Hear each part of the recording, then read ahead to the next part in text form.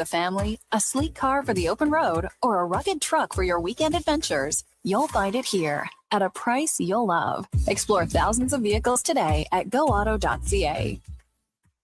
With Play Alberta, backing the home team goes beyond the bets. That's because your picks have provincial impact.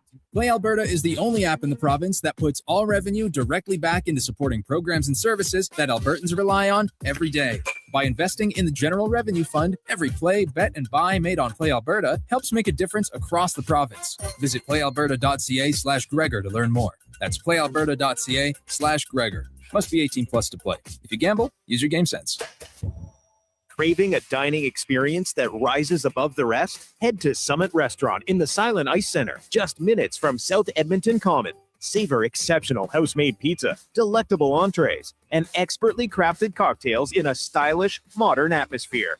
Perfect for a casual meal or a special night out. Summit offers a refined experience where every bite and sip reflects our dedication to quality. Elevate your dining experience. Make Summit Restaurant your destination tonight. Sleep is for the off-season. What off-season? Sports 1440 is live, loud, and locked 24/7. Oilers, Elks, Riverhawks, Stingers, Oil Kings. We've got your fix. Edmonton's home for sports is Sports 1440. Everybody loves a beautiful day in Edmonton. Hey, it's Jamie, and Green Drop Lawn Care is giving you one more reason to love the nice weather. Next Nice Day service. People always ask, how soon can Green Drop get here? Well, when you sign up with Next Nice Day service, we'll be there by tomorrow. Assuming Mother Nature cooperates, we'll be fertilizing and treating your weeds by the very next day. We'll even include drought fighter at no additional cost. Just another reason we have been Canada's lawn expert since 1979. Easy online signups only at greendrop.com. Legacy Heating and Cooling is the #1 air conditioning install company for slushy lovers. Because while a slushy keeps you cool as an 80s song for a moment,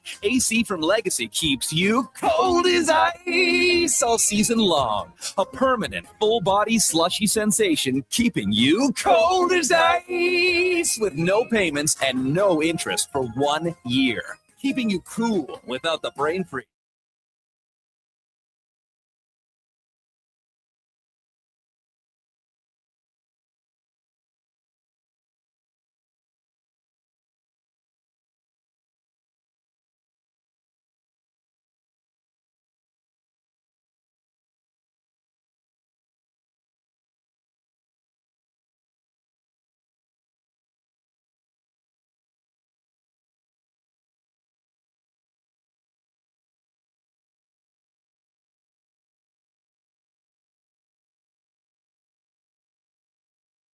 Today's show, should the Oilers trade for Bruce Cassidy? Another NFL blockbuster trade. Stanley Cup final starts tonight, and Nashville has its new big general manager man, and you'll never guess the name. The Lowdown with Lowetide is brought to you by Wolf GMC Buick on Sports 1440 and YouTube. Wolf GMC Buick, family-owned, community-driven. We're making it easy. Visit wolfgmcbuick.com. As you know, we are live on Sports 1440, also on YouTube, and sports1440.ca, iHeartRadio, Radio Player Canada as well. Our headliners of the day, Zach Lang from Oilers Nation, and Dave Spadaro, Philadelphia Eagles insider, about that big trade.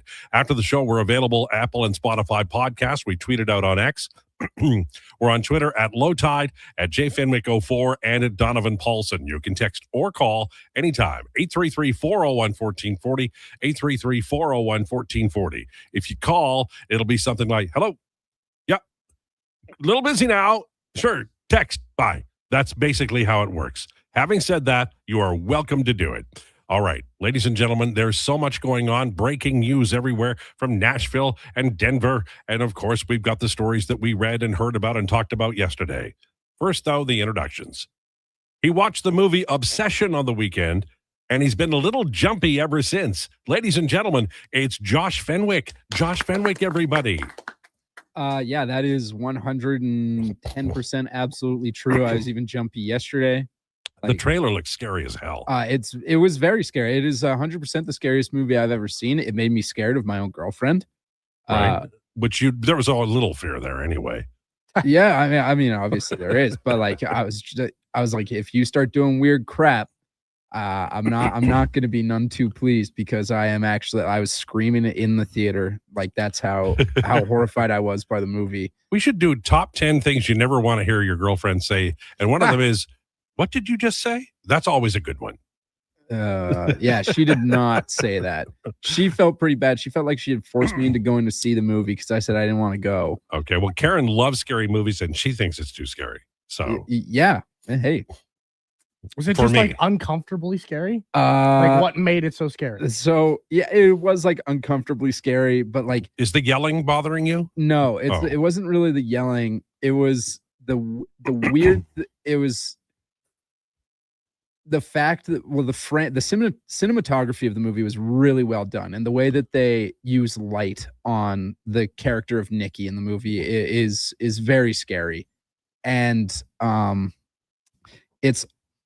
You're like 2 degrees away Did she from look like it being like real life. Did she look like Seinfeld's girlfriend with the bad lighting? So that's where my mind was like after and trying to make myself feel better because of how scared I was by this.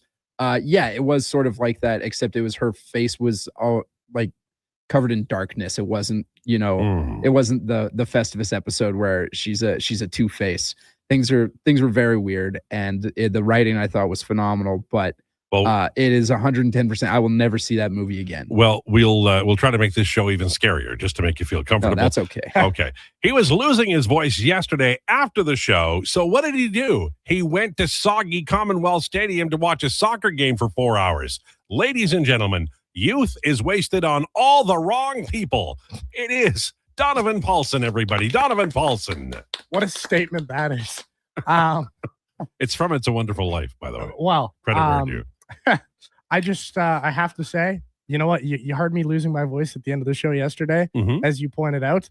And I mean, the sick can't get sicker. So why not go down there? Why not enjoy something I'm never gonna probably see ever again? Donnie, you just have a cold right now. You could get hypothermia bronchitis or bronchitis. What's the other one? Strep throat. Pneumonia. There's That's all the one I was kinds of thinking of. things.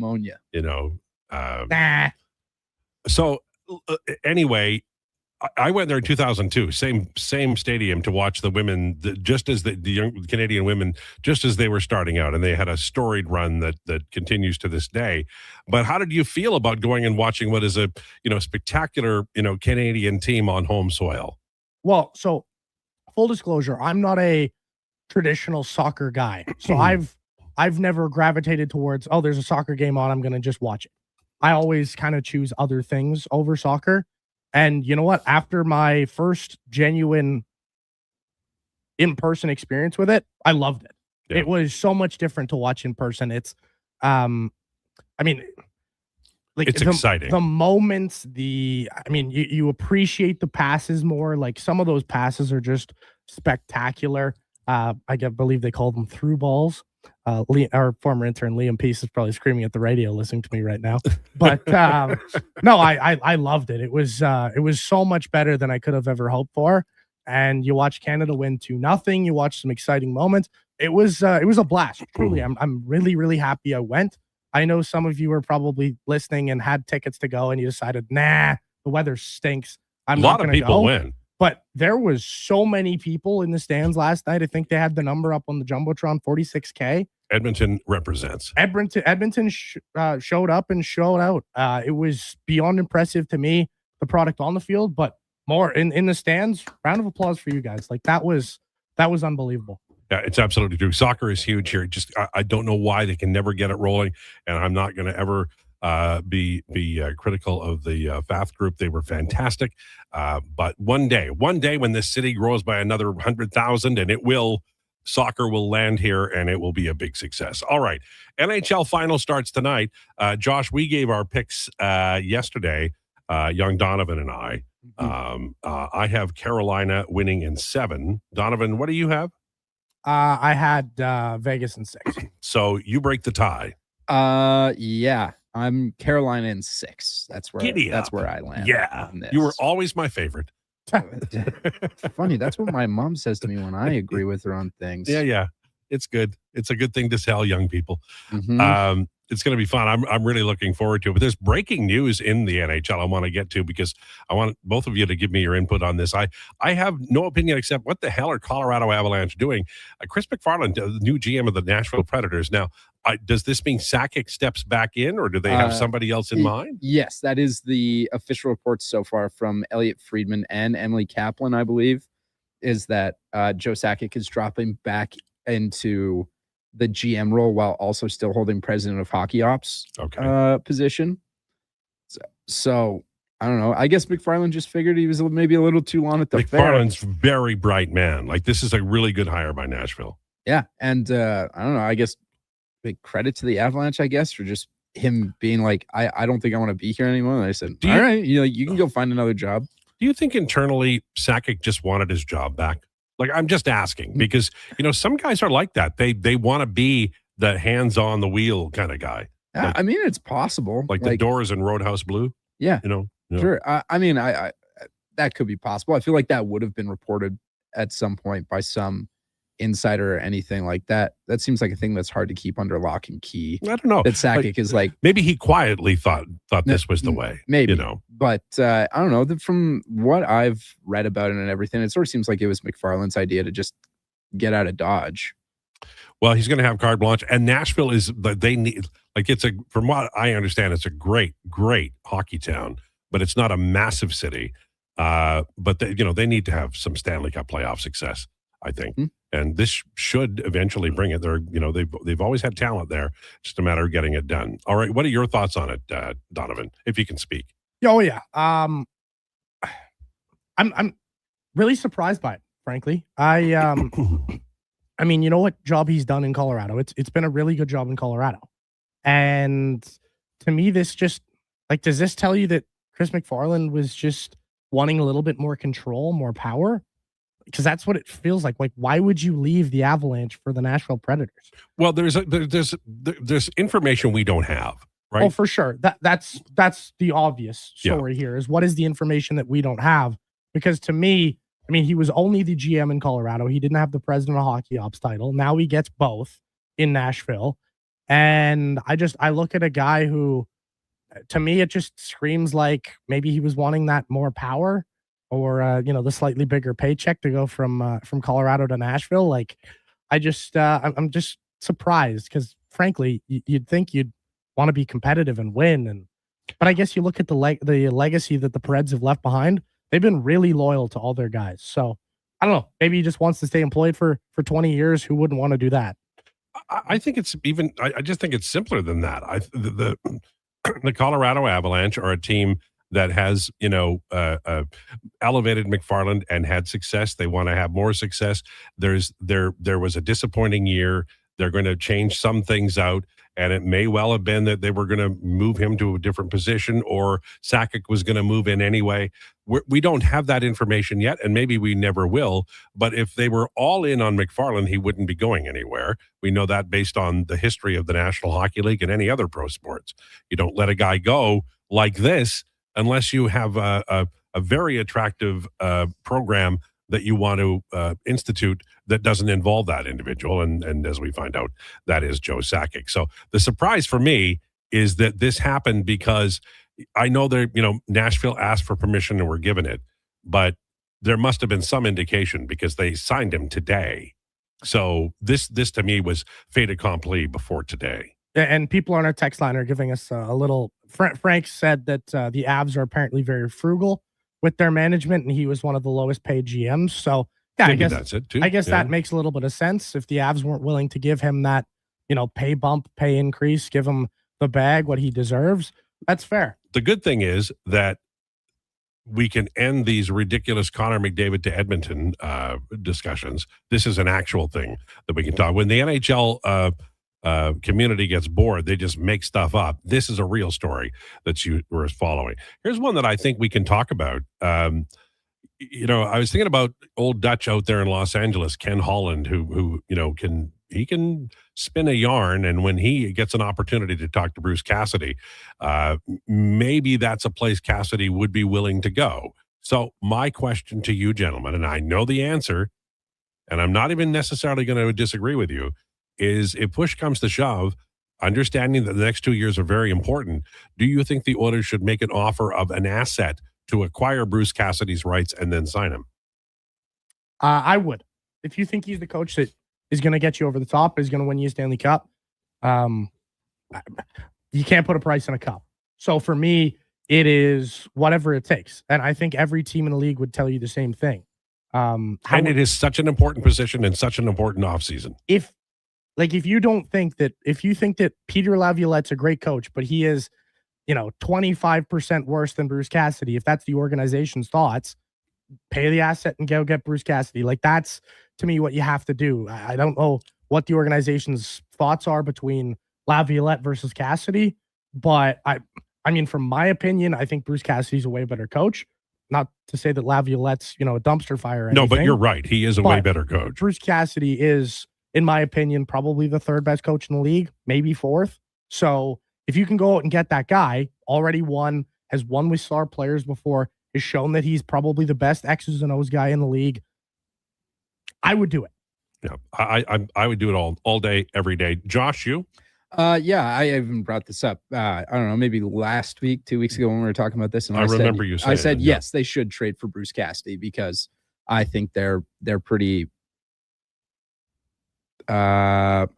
They believe that Bruce Cassidy is their guy, so you might as well just give up the asset. And then on top of that, Bruce Cassidy was coach of the greatest regular season team of all time, and obviously the Oilers, Connor McDavid specifically, said that maybe we didn't take the regular season serious enough, and it seems like Bruce Cassidy is the guy that would get them to take every game seriously.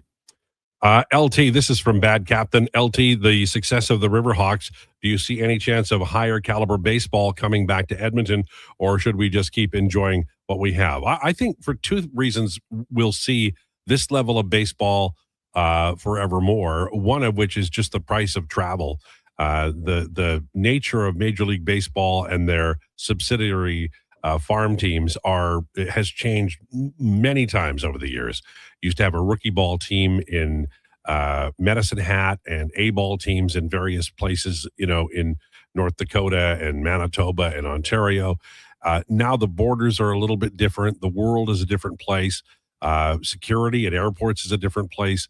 And the cost of everything goes up, fuel, everything. So I think you're going to see Canadian teams be independent of Major League Baseball. Some good players are going to come here, get their time, and then sign more organized way. But I think this is great level ball. I can tell you, I watched a lot of PCL games where the pitcher couldn't find home plate, and it was an hour and a half into the game, and you were in the third inning. So there are benefits of going and watching this caliber of ball, but that's my feeling. The other thing I want to talk about, and I know we're going to have varying degrees of disagreements on this. The Norris voting is out. Evan Bouchard finished fourth, and I think that's the highest he'll ever go. I will predict that. I don't think he'll ever win. Maybe he surprises and goes higher.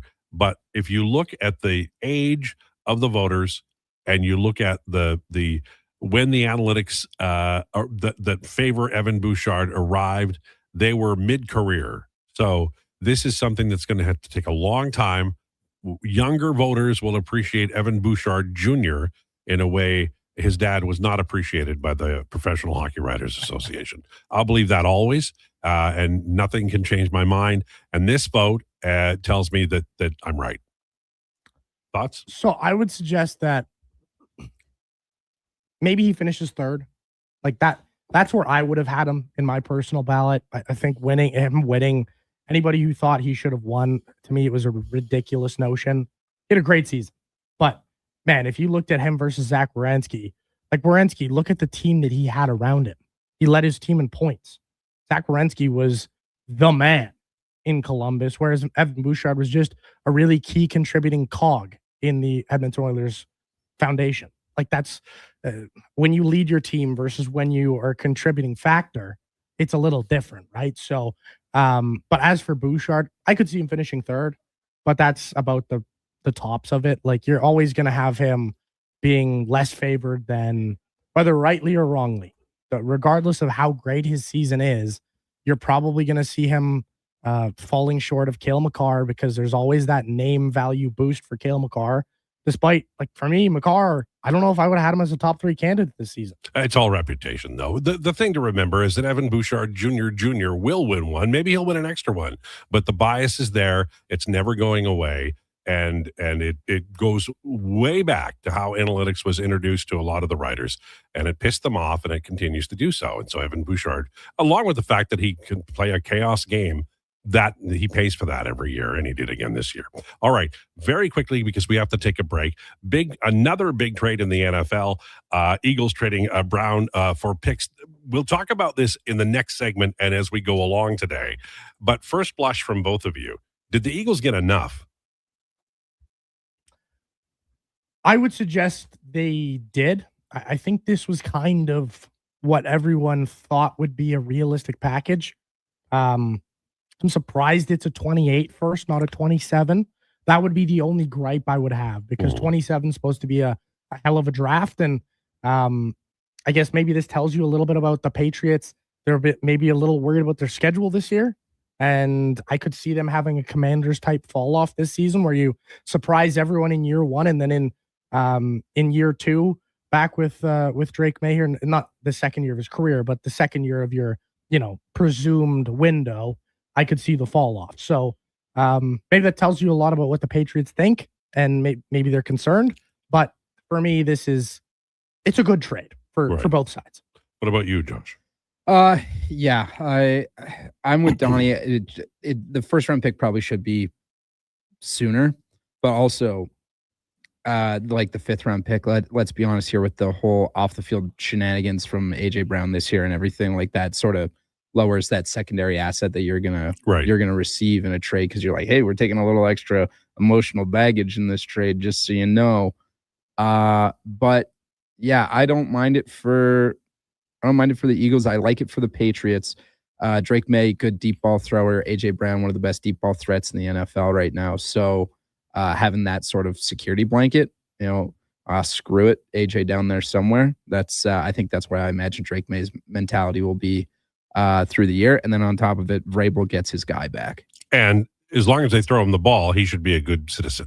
That's right. I mean, he's had some bad drops this last year, but I don't know, like Jalen Hurts isn't exactly the most premier of throwers. Here we go. It just I just had to get that in there. I just had to get that in there. It's the flag football thing all over again. All right. On the way, rumors. Dave Spadaro will join us at 12:40 at 1 o'clock today. It's 1 o'clock, right? Yeah. At 1 o'clock today, we have Zach Lang joining us. What's coming up on Donovan Nations today? Zach Lang is 12:40. Oh, Zach Lang's 12:40. Yes. When is Spadaro? Spadero's 1:20. Okay. Unless I tweeted it out wrong. Okay. No, I tweeted it out. Okay. So we're good there. Everybody's got the right, standard time. What's coming up on Donovan Nations? We're gonna do Hi, My Name Is again.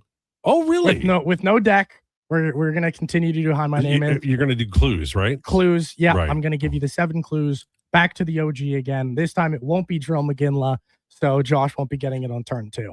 Okay. And is it NHL? I think we're going to stick NHL, yes, but okay. I haven't fully decided. I've got a couple guys that I'm choosing between right now. Okay. All right. So, all right. Well, look forward to that at 1:40.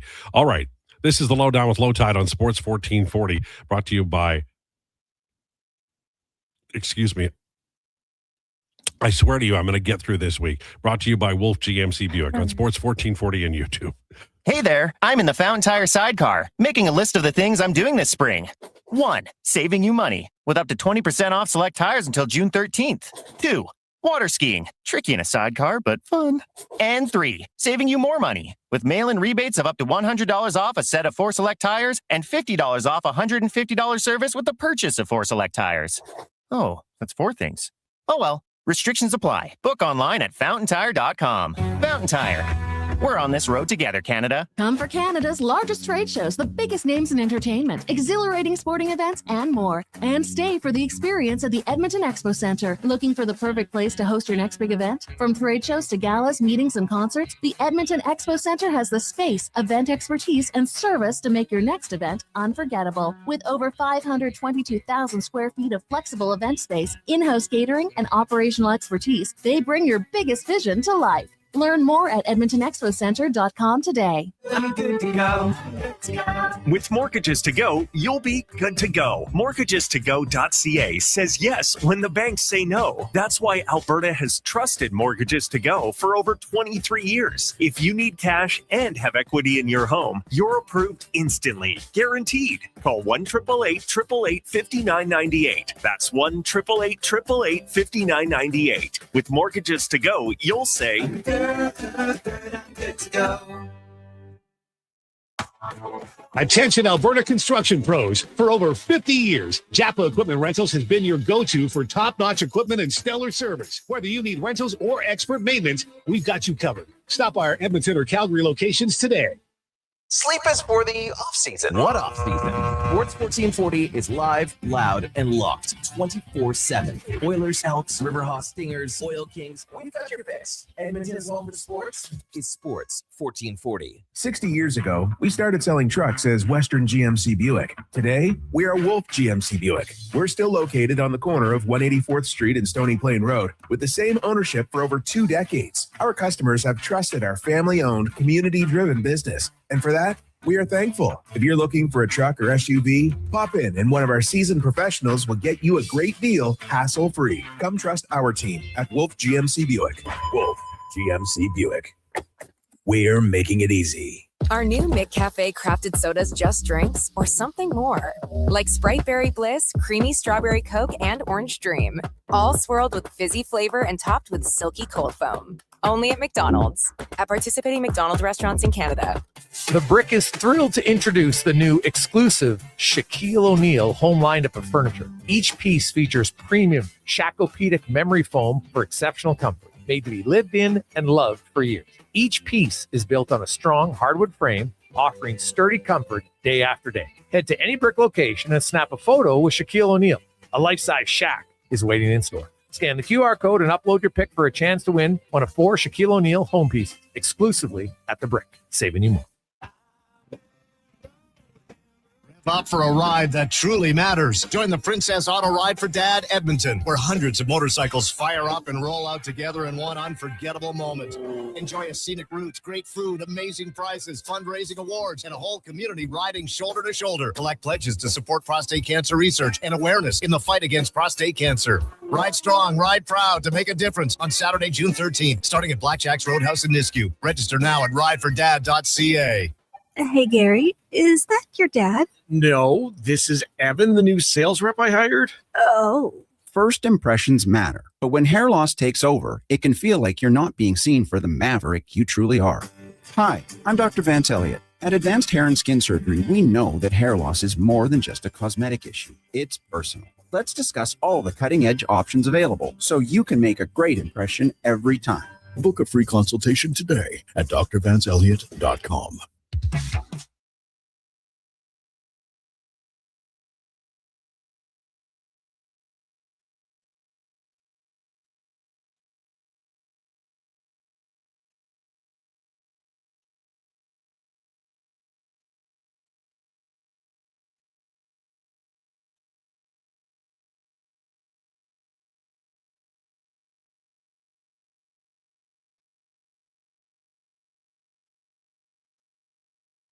You need the lowdown? It's with Lowetide right now on Sports 1440. Presented by Wolf GMC Buick. We're making it easy. WolfGMCBuick.com.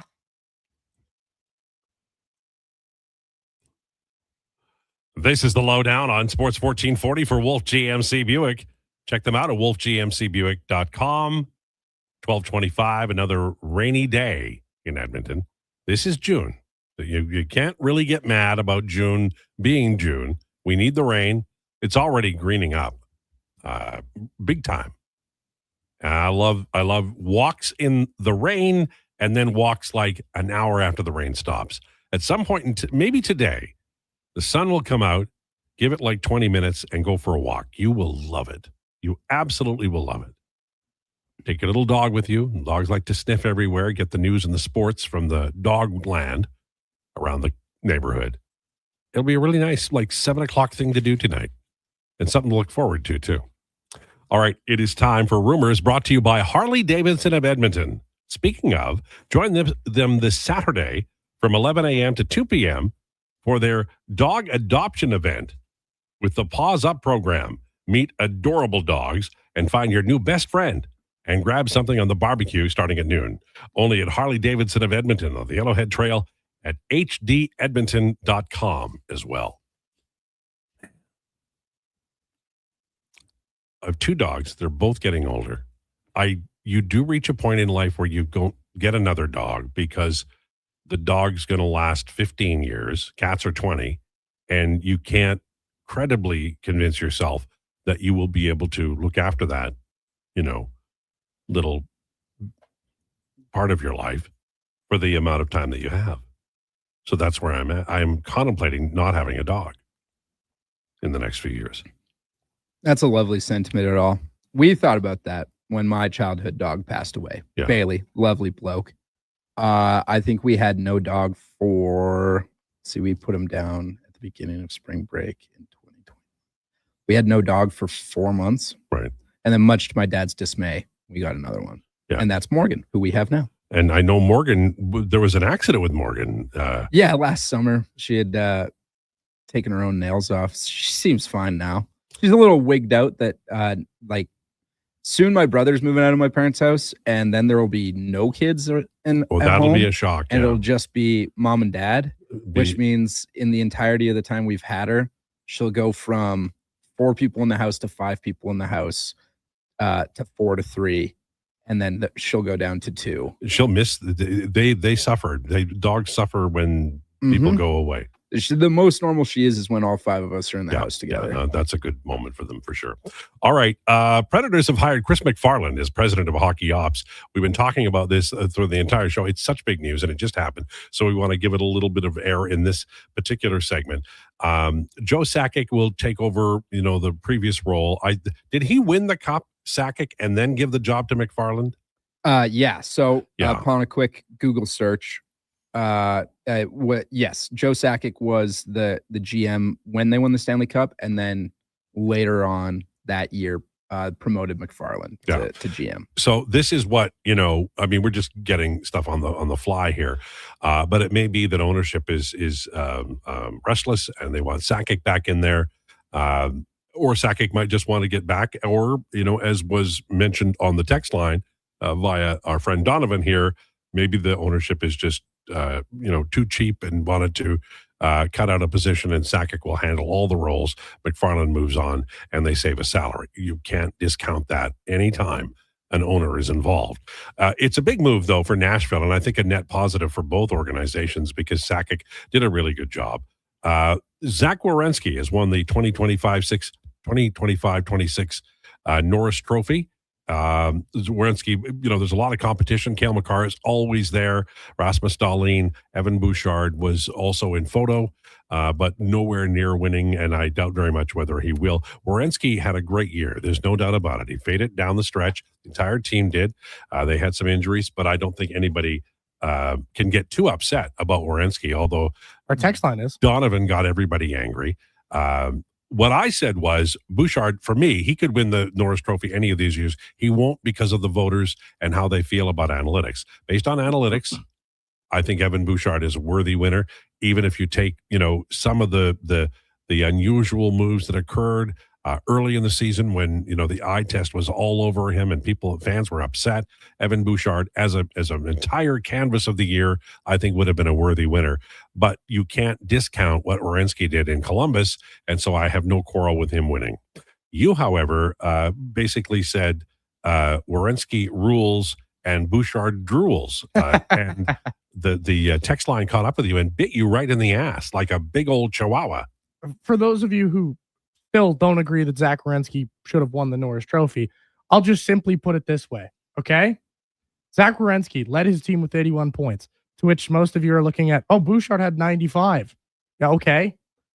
Who was Bouchard riding shotgun with? He was the 3rd most important player on his team, behind McDavid and Draisaitl. Zach Werenski led his team in points. His next closest teammate had 67. That was Kirill Marchenko, a forward. That team couldn't score. He was their entire offense. He almost led them in goals. He was 3rd on their team in goals as a defenseman. you can use the stats all you want. I don't care what the stats say. Zach Werenski was the best defenseman in the NHL last season. The only reason the Columbus Blue Jackets even had a sniff at making the playoffs was Zach Werenski. He was their whole team. The thing to remember, everybody out there, is that Evan Bouchard won't win any year. There's always going to be a Zach Werenski in the years when Cale Makar isn't clearly the winner. There's a bias. There's a sense of, he can't possibly own those numbers because he plays with McDavid and Draisaitl. He's not worthy. And that's what's going to happen to this generation of Evan Bouchards. Now, when the people who vote are young enough to catch up with analytics and value it as it should be, then Evan Bouchard Jr. will win. But we are caught in a slipstream, and there's nothing Evan Bouchard can do about it. What he can do is win Stanley Cups because they're more valuable. But this organization hopefully will keep him through more eras than the ones that one is going to end when McDavid and Draisaitl are no longer here. But even if he's really good then, he won't win the Norris Trophy. So I wouldn't worry about Evan Bouchard and Norris trophies because he's not going to win any. And I've said that from the beginning, and I think fourth might be the highest he ever finishes. The Vancouver Canucks have hired Manny Malhotra as a head coach, and I think that's a really good move. Malhotra is wildly popular there, and he has done all the things that one needs to do to build up towards a head coaching job. He can grow with that team. And I think it was, a lot of what Vancouver does, I do not like. I'll be honest with you. But for me, that was a good move. Any thoughts on Malhotra to Vancouver, you guys? I mean, he's set up for failure, just to be honest. No, but I mean, they're not expecting him to win a Stanley Cup next year. No, of course not. But I always look at these coaching jobs and I say, man, you've got to really, really hope that the ownership is dedicated to you, or otherwise you're probably out in 2 or 3 years, right? Going to these rebuilding spots, it's a tough break, but I think he's the right coach to do it. He's familiar with the roster. He's a guy who they believe in. He's connected to the Sedins. There's a lot good about this. I'm not saying they're going to get anywhere. There is. I'm not saying that, but I think they can build, and they should be looking for this kind of deal because there's somebody who's willing to do the due diligence, and maybe at the other end they fire him. But for right now, I think the next 2 or 3 years is a really good hire. We talked about it a little bit earlier, but the Philadelphia Eagles finally made that trade that everybody was talking about, and Brown down the line to the New England Patriots for a first-round pick in 2028. And then is the 5th round of 2027? Yes. Yeah. Okay. And we talked about it earlier. We basically said it, with the exception of maybe you'd want that first round pick in 2027. The 2028 is still a first. And from the New England point of view, this is a guy that they needed, they got. And I mean, the coach likes him, right? Coach loves him. So that's good. Should be a good, opportunity there. Did I'm reading here and I want to make sure that I got it right. Giants signed Beckham. Yeah, yes. They signed OBJ yesterday and Juju yesterday, and they have Braxton Berrios. So all in all, man, that wide receiver core is sick for 2020. It is the greatest 2020 receiving core well done you by can have.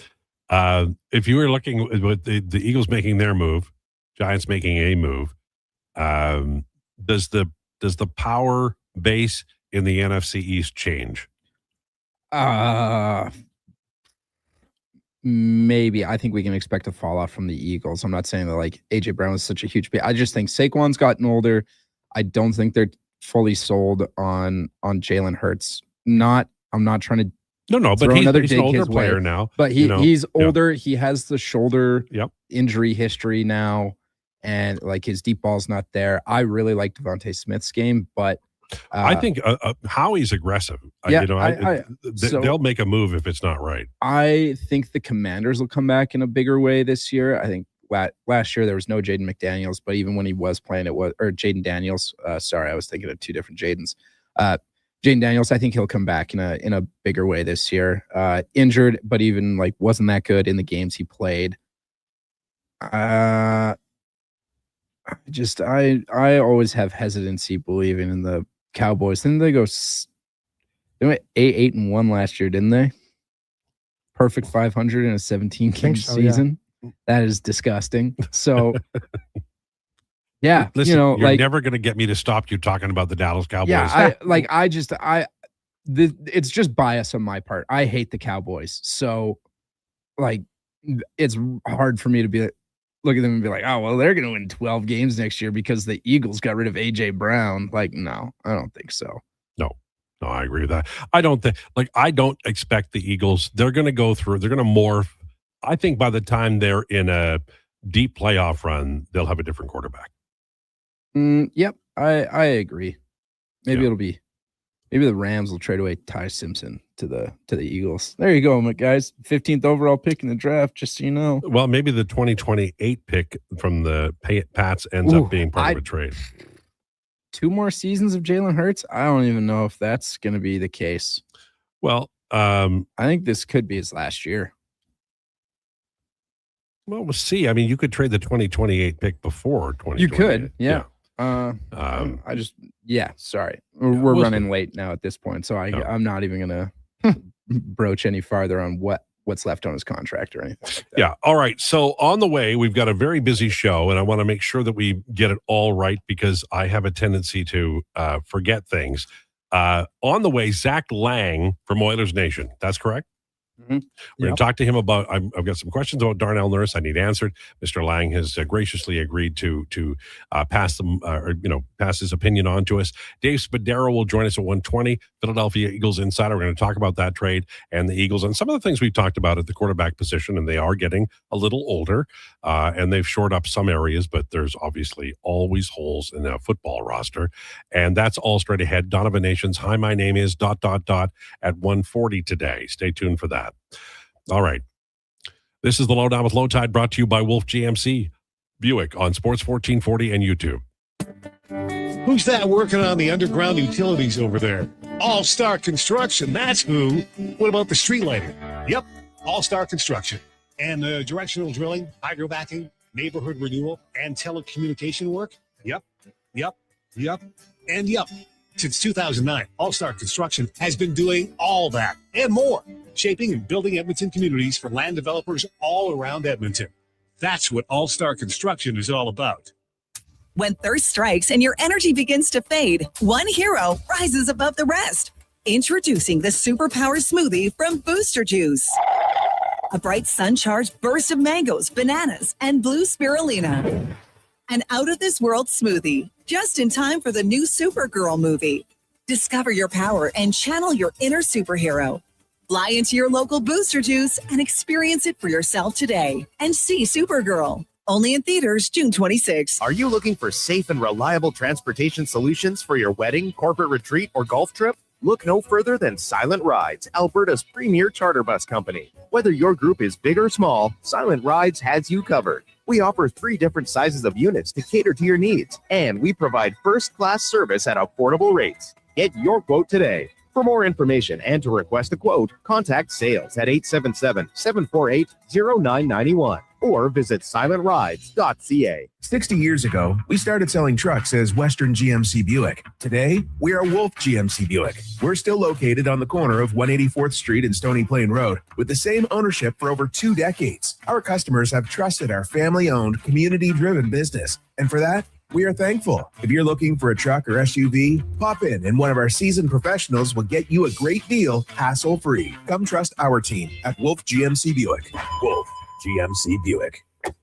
We're making it easy. Do you have neck or back pain? Ever go for treatment hoping for a simple fix only to realize your stubborn spine is basically a science project with attitude? Hey, we get it. And honestly, we're a little sorry because great rehab does take proper experimenting. But at Leading Edge Physiotherapy, we don't just toss exercises into the beaker and hope it doesn't explode. We start with the right diagnosis, then mix hands-on care, precise manual therapy, and evidence-based technology. The formula your body actually needs. Science and skill with gratitude, not attitude. LeadingEdgePhysio.com. Whether you're a craft beer connoisseur or more of a wine aficionado, There's always something new to discover at Sherbrooke Liquor, a unique, family-owned, independent liquor store. The selection? Incredible. The non-alcohol section is also very impressive. Sherbrooke Liquor, expert, knowledgeable staff with a passion for unique finds. More than just a liquor store, we're a community. Alberta's best, the one and only Sherbrooke Liquor. Wine, spirits, and oodles of beer. Visit SherbrookeLiquor.com.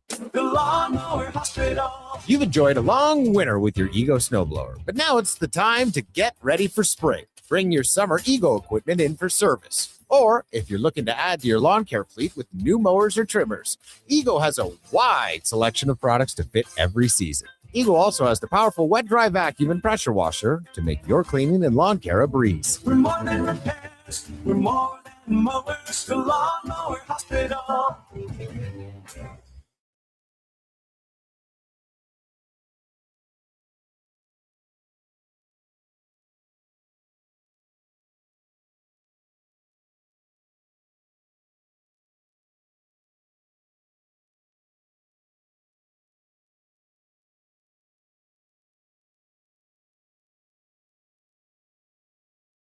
The Lowdown with Lowetide on Sports 1440. Can you fit Sports Encyclopedia on a business card? Presented by Wolf GMC Buick. We're making it easy. WolfGMCBuick.com.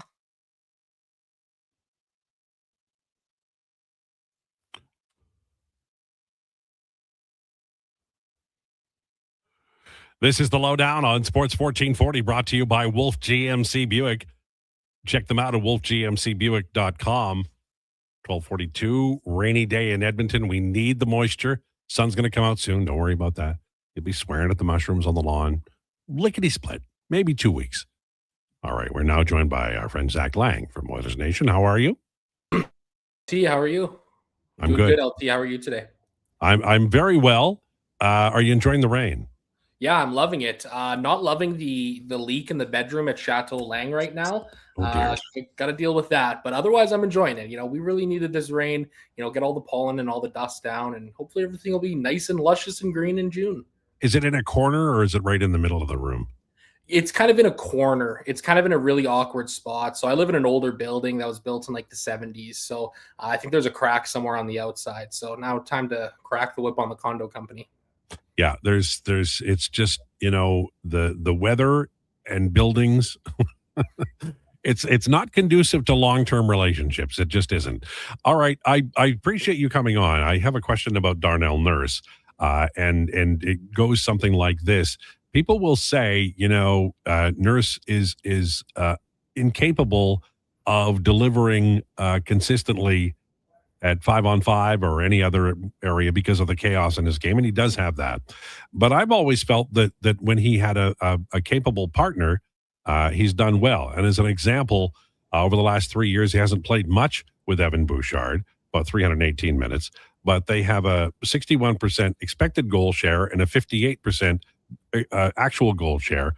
Matthias Ekholm and Evan Bouchard have played, 3,400 minutes together, and they have a 58% goal share and a 59% expected goal share. So you're not going to break up that tandem. They're fantastic. But Nurse can, in fact, play successfully with a legit right side partner. I felt the Edmonton Oilers had one in Connor Murphy. So if the Edmonton Oilers stay with Nurse and Murphy, they sign Murphy and they decide to go that route, it's defensible. But do you think that this is the natural stepping off point, even with the numbers that we can prove that he can play well? They don't have the depth and his contract costs a lot. Do you think this is a natural stepping off point that would be acceptable to player, team, and fans? Yeah, I think we're getting to that point here. Listen, the Oilers have tried to figure out if they can find a new home for Darnell Nurse for a year or two now, right? There was a lot of smoke last summer about it, towards the end of the Cup final and into early July. We're hearing some of that smoke kind of starting up again here about the Edmonton Oilers, potentially trying to find a new home for him. At the trade deadline, they had talks with the Toronto Maple Leafs. How far that went, we don't really know, but it does certainly seem to feel like this is that kind of stepping off point. I've always loved Darnell Nurse's game to a certain extent. He's been a great player. He's somebody who's stayed healthy for this team for a very long time. He's played a lot of games for this club. I do feel, though, that this is kind of the time where this is maybe the time to look at it, because again, a $9.25 million defenseman, and you have to find somebody that can play with him, that can settle his game down a little bit.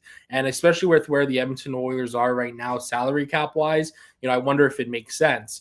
It wouldn't surprise me if Nurse was back next summer, or next fall rather. And, you bring up an interesting point, because yes, the Ekholm Bouchard pairing has been very successful over the years, but those Nurse minutes with Bouchard have been good as well. So I almost wonder if they maybe look at breaking up the Ekholm Nurse pairing, or the Ekholm Bouchard pairing, next fall if Nurse does return. Try Darnell up there for a more extended period on that top pairing, and then Ekholm can play down the line with somebody else. It's an interesting concept, and I we've been staring at it for years. One of the reasons why I think people are disappointed in Darnell Nurse is they keep expecting him to change or to be different. I believe for several years now we know who this player is. He's fantastic in terms of skating ability. He's a big physical player. He can transport the puck well. He can pass the puck. But those last two he doesn't do consistently, and his coverage at times is chaotic and often in the most important spots, and people notice that. But he gives you tons of minutes, and his recovery is off the charts, and that has value, especially on a team that has injury-prone left defensemen in guys like Ekholm and Jake Wollman. My next question for you is this. Because he's 9.25, I think there's a sense that, if you can get him, if you can offload him for picks, that's great. That's not going to happen. You're going to have to take on an oversized contract on a player who's not delivering full value as a part of any kind of a package. Is there a thought in mind for you about, position, or does the player play left defense a la Morgan Riley, or does it matter? Are you just looking for like a $3 million cost cut when you make the move? Well, I think the Oilers have to figure out, what are they looking to replace Darnell Nurse with? Like you mentioned, plays a lot of minutes for this team. Somebody's going to have to soak up, at least a portion of those minutes. I've kind of theorized about a Darnell Nurse Morgan Riley swap making sense for both teams. Think back to the Milan Lucic and James Neal trade that the Oilers and Flames made a number of years ago, where, the Oilers were getting James Neal, who he had about similar term left, but it was a much more buyout friendly contract that the Oilers could get out of sooner at a reasonable number. And that's what I see Morgan Riley as here. I think he's somebody who, with a similar enough cap hit, around 7.5, I think he is in that range. The Oilers could look to buy him out after a year if things didn't quite work out as well, and not suffer such a financial impact. So that's kind of the deal that I think the Oilers have to look for here when it comes to trying to move on from Darnell Nurse. Riley could be a good stopgap. Yeah, he doesn't have the defensive ability or the penalty kill ability. But, I think when you got a guy like Connor Murphy there, he can help soak up some of those key defensive minutes that Nurse has played over the years. I heard a dog. Can you tell us all about the dog? No dog. That's just the rambunctious folks down here at Oilers Nation headquarters in the other room. Oh, my God. So they make barking noises? Is that how they communicate now down there? Yeah, barking noises, howling noises sometimes as well. You'll hear a bear every now and then. It's down in the River Valley here, we're surrounded by nature, and it really kind of feels like it comes into the office too. Yeah, I was on Twitter today. I saw this woman walking across a sidewalk, and a deer ran over her. A deer, like in a major city. It was the damnedest thing. So I imagine that's what you get down there at Nation Central, right? Yeah, oh, definitely. We see them down here every now and then for sure. So as we go through the summer here, I've been asking these jokers to my right here about Bruce Cassidy, and I brought up the idea that maybe, because old Dutch out on the left coast is interested in Cassidy as well. If push comes to shove and they really believe that Cassidy is the right guy for the Oilers, is it possible, or is it wise for them maybe to offer an asset in trade to Vegas, or is that a bridge too far for you? I think it's a bridge too far, and I don't even think it's a bridge that's possible. I had checked with Hart Levine at Puckpedia about that a couple of weeks ago, and he said that wasn't something that you could do anymore in these kind of situations. So the Oilers are kind of just hoping that, by the good graces, the Vegas Golden Knights allow for the permission to be granted. But the more this goes on, the longer it goes on, the less likely I feel like that's going to be. Vegas seems more than happy to just kind of sit there and pay $4.5 million to Cassidy to not let him coach the Edmonton Oilers, or maybe if a team pops up in the East that has interest in him, maybe he would let him go. They would let him go out there. I think the Oilers really need to kind of start to crank up this coaching search here, right? I mean, the one name that we've heard that has been confirmed is Craig Berube for an interview, and that's really it. There's been some rumblings about Peter Laviolette being an option, but we're now 2.5, getting on 3 weeks into this whole saga. And the fact that there hasn't been a whole lot out there is starting to get a little concerning to me. Listen, at the end of the day, the Oilers need to have a coach in place here in the next week or two. They need to have a guy around for, who can help with preparing for free agency and that sort of a thing. And knowing what kind of guys the coach wants the team to target in free agency. So, push is starting to come to shove here for the Edmonton Oilers. And I'm not sure if this Cassidy situation is going to work out in their favor. It's funny because I honestly thought that Jay Woodcroft could be a really nice, subtle check down for the Oilers, but it sounds like he's going to get a job with another NHL team.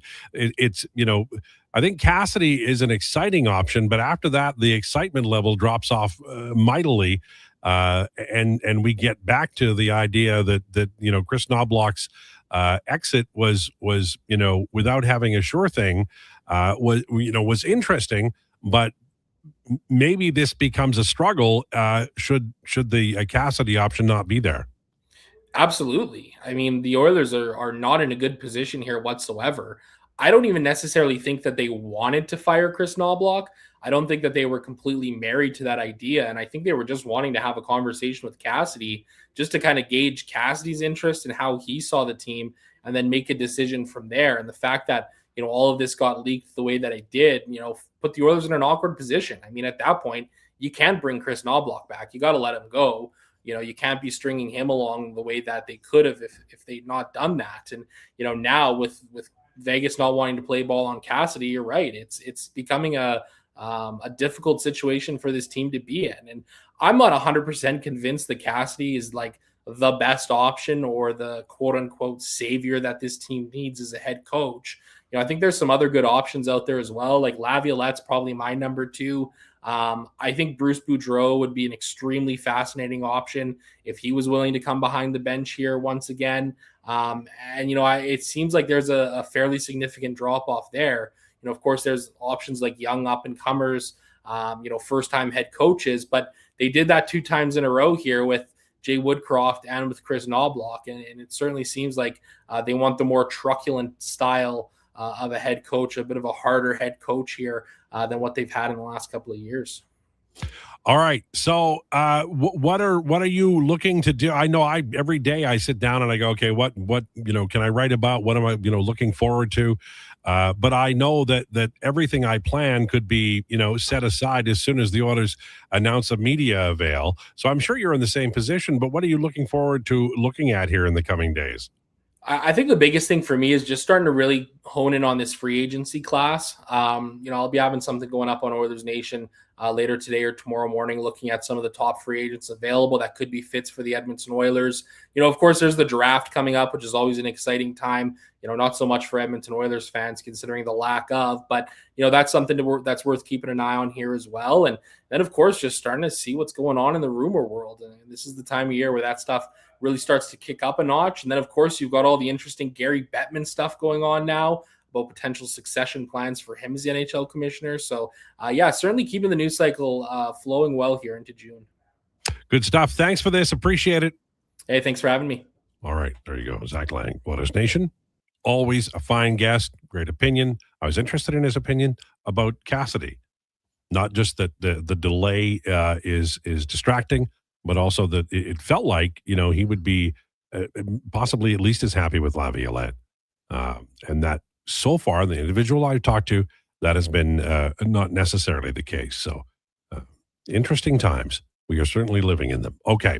On the way in hour number 2, Dave Spadaro will join us, Philadelphia Eagles insider, to talk about the big Eagles-Patriots trade. It's Donovan Nation's Hi, My Name Is at 1:40, and we will talk about the Stanley Cup final starting Game 1 tonight.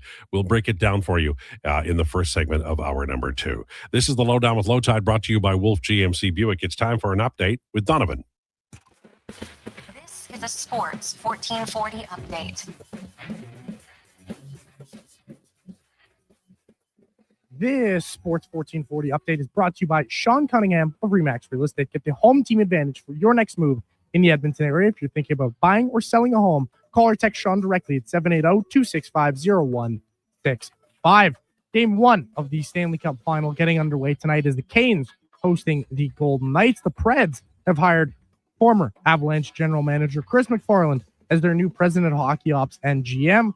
Zach Werenski has won the Norris Trophy for the first time in his career. MLB action, the Jays are in Atlanta to play the Braves. Kevin Gausman getting the start for Toronto. Bryce Elder goes for the Braves. The Phillies host the Padres. The Orioles clashing with the Red Sox. The Cubbies host the A's. Dodgers battle the D-backs. Some NFL news, the Seahawks extending edge Derek Hall for 3 years and $42 million. Coming up in hour 2, we will have Eagles insider Dave Spadero joining us in about 20 minutes time. I'm Donovan Paulson. That is your Sports 1440 update. Sports 1440, Stingray radio station. CHJR broadcasts from West Edmonton Mall and Wetaskiwin. Download the free Stingray music app and listen wherever you go. Mr. Rooter buries evidence in the desert. I didn't mean to do it. I was forced into it. Yeah, forced. But now, no one will ever know. You've done well, Mr. Rooter. You did something awful, but you've covered your tracks. It's done. The last transcript that shows I did a semester of Christian school. Uncover evidence of the proudest plumber, Mr. Rooter. With Play Alberta, backing the home team goes beyond the bets. That's because your picks have provincial impact. Play Alberta is the only app in the province that puts all revenue directly back into supporting programs and services that Albertans rely on every day. By investing in the General Revenue Fund, every play, bet, and buy made on Play Alberta helps make a difference across the province. Visit playalberta.ca/Gregor to learn more. That's playalberta.ca/Gregor. Must be 18 plus to play. If you gamble, use your game sense. Getting your vehicle sparkling clean doesn't have to cost a fortune. Take it into Hughes today and pay just loonies a wash. Find us at HughesCarWash.com. You see it? Fusion Promo Marketing can make it. Fusion makes high-quality, memorable promotional products for businesses, sports teams, and corporate events. From vision to reality, get noticed and remembered. Fusion with a Z. Promomarketing.ca. When your project can't afford downtime, call Japa Equipment Rentals. From excavators and wheel loaders to compaction equipment, Japa has the machines you need. Trusted since 1972. Visit JapaEquipment.com or stop our Edmonton or Calgary locations. At Wendy's, get a 10-piece nugget small combo for just $8.99. That's right, $8.99 for 100% Canadian chicken, plus fries and a drink.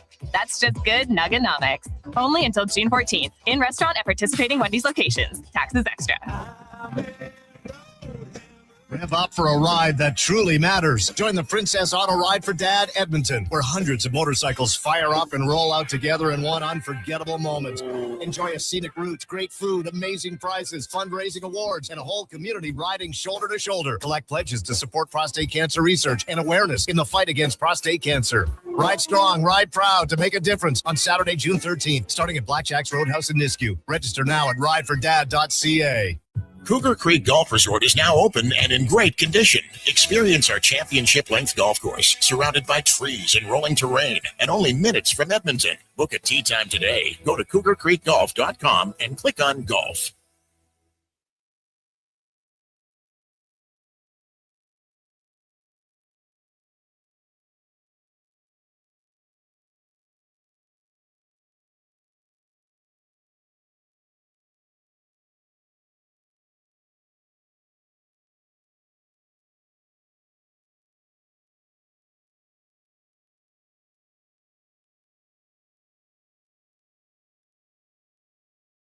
He's the only person to win an arm wrestling contest with the Philly Fanatic.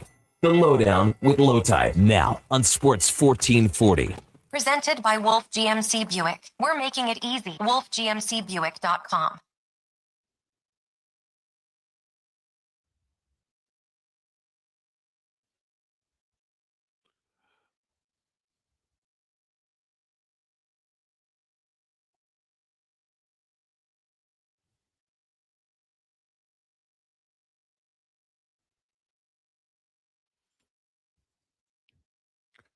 This is the Lowdown on Sports 1440, brought to you by Wolf GMC Buick. Family owned, community driven. We're making it easy. Visit wolfgmcbuick.com.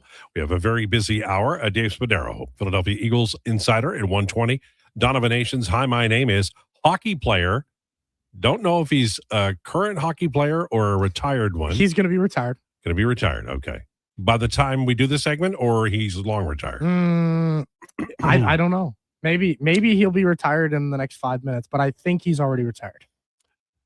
Boy, I tell you, you're just like Declan. You give away those clues like, manhole covers.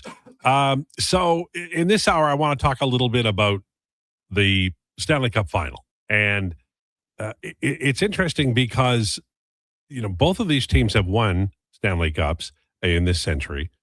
But both of them are on a different path.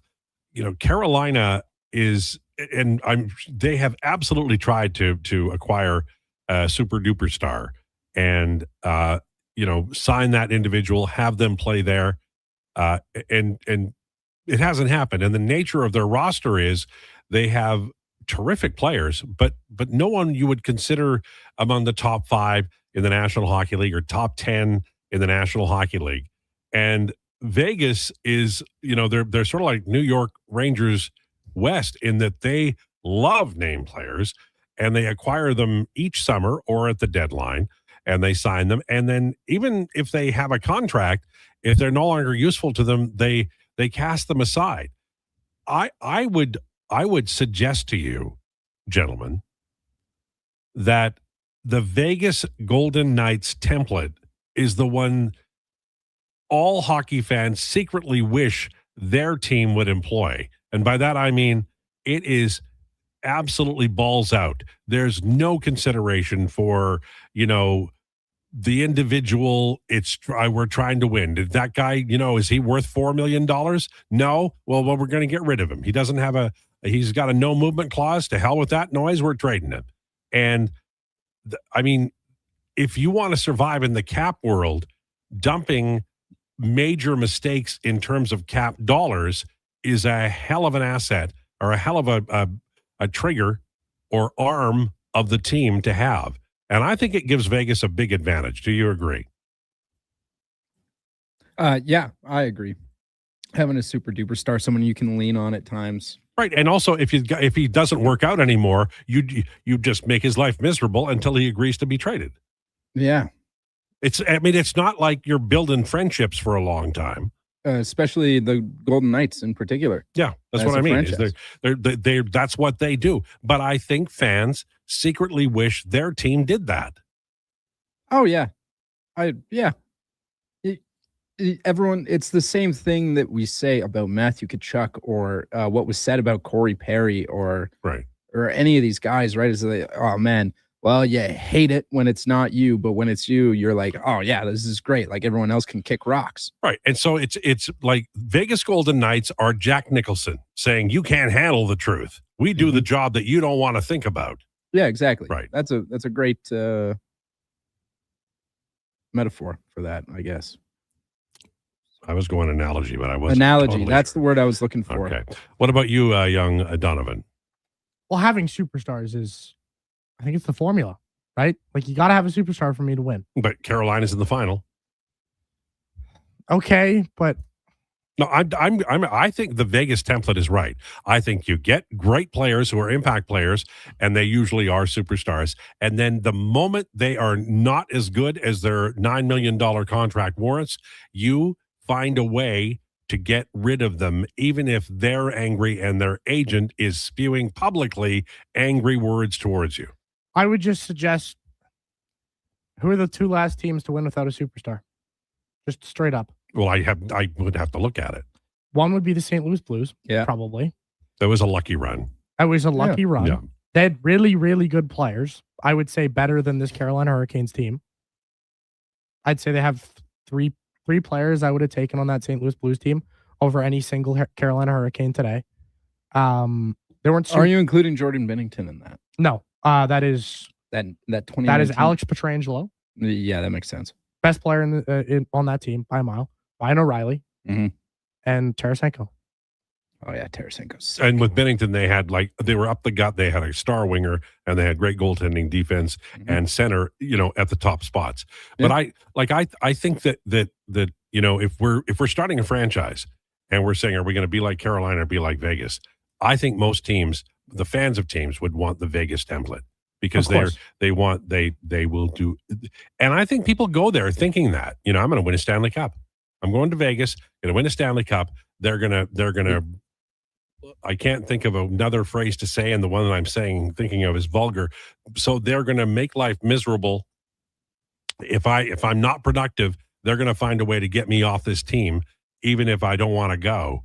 But I want to win a Stanley Cup that bad. I think that's the formula and the template, and they've done a hell of a job. I don't necessarily agree with them, and I don't know that I would be comfortable doing it. But again, Jack Nicholson, you can't handle the truth. When Ken Holland, if 20 years from now, is looking at his guide and record book, he's going to see Vegas Golden Knights showing up in the Stanley Cup, victories at least once, maybe two by the end of this series.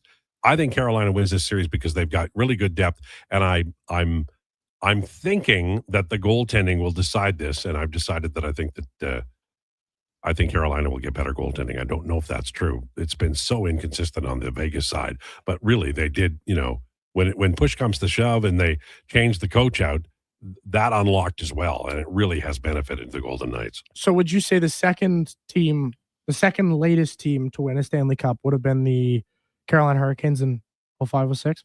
Well, the Hurricanes were an interesting team in that they were because they had old Brendamore. They did add at the deadline. They got Dougie Weight. They got a few others, but the Oilers added more, and the Oilers had Chris Pronger, who was I think the best player in that series. Of course. Yep. So I mean, honestly, Donovan, I'd have to go back and look at it. I haven't seen in my mind. I'd have to go back each year, but I think that the Carolina Hurricanes, they didn't have going into the year a lot of superstars, but Cam Ward played like a superstar, much like Bennington did for the St. Louis Blues. So there are similarities. Yeah, but playing like a superstar and being a superstar are two different things. Well, and Ward wasn't afterwards. Because I'm just looking back at all these Cup winners, like the Florida, they had their superstars. Vegas, superstar. Avs, superstar. Tampa, superstar. St. Louis, no. Washington, yes. Pittsburgh, yes. Chicago, yes. LA, yes. Chicago, LA. You know the drill. Boston, Chicago, Pittsburgh, Detroit, Anaheim. All of them had superstars. Yeah. So there's been two teams to win without a superstar in the last 2 decades. But that doesn't mean it's impossible. But it's really damn hard.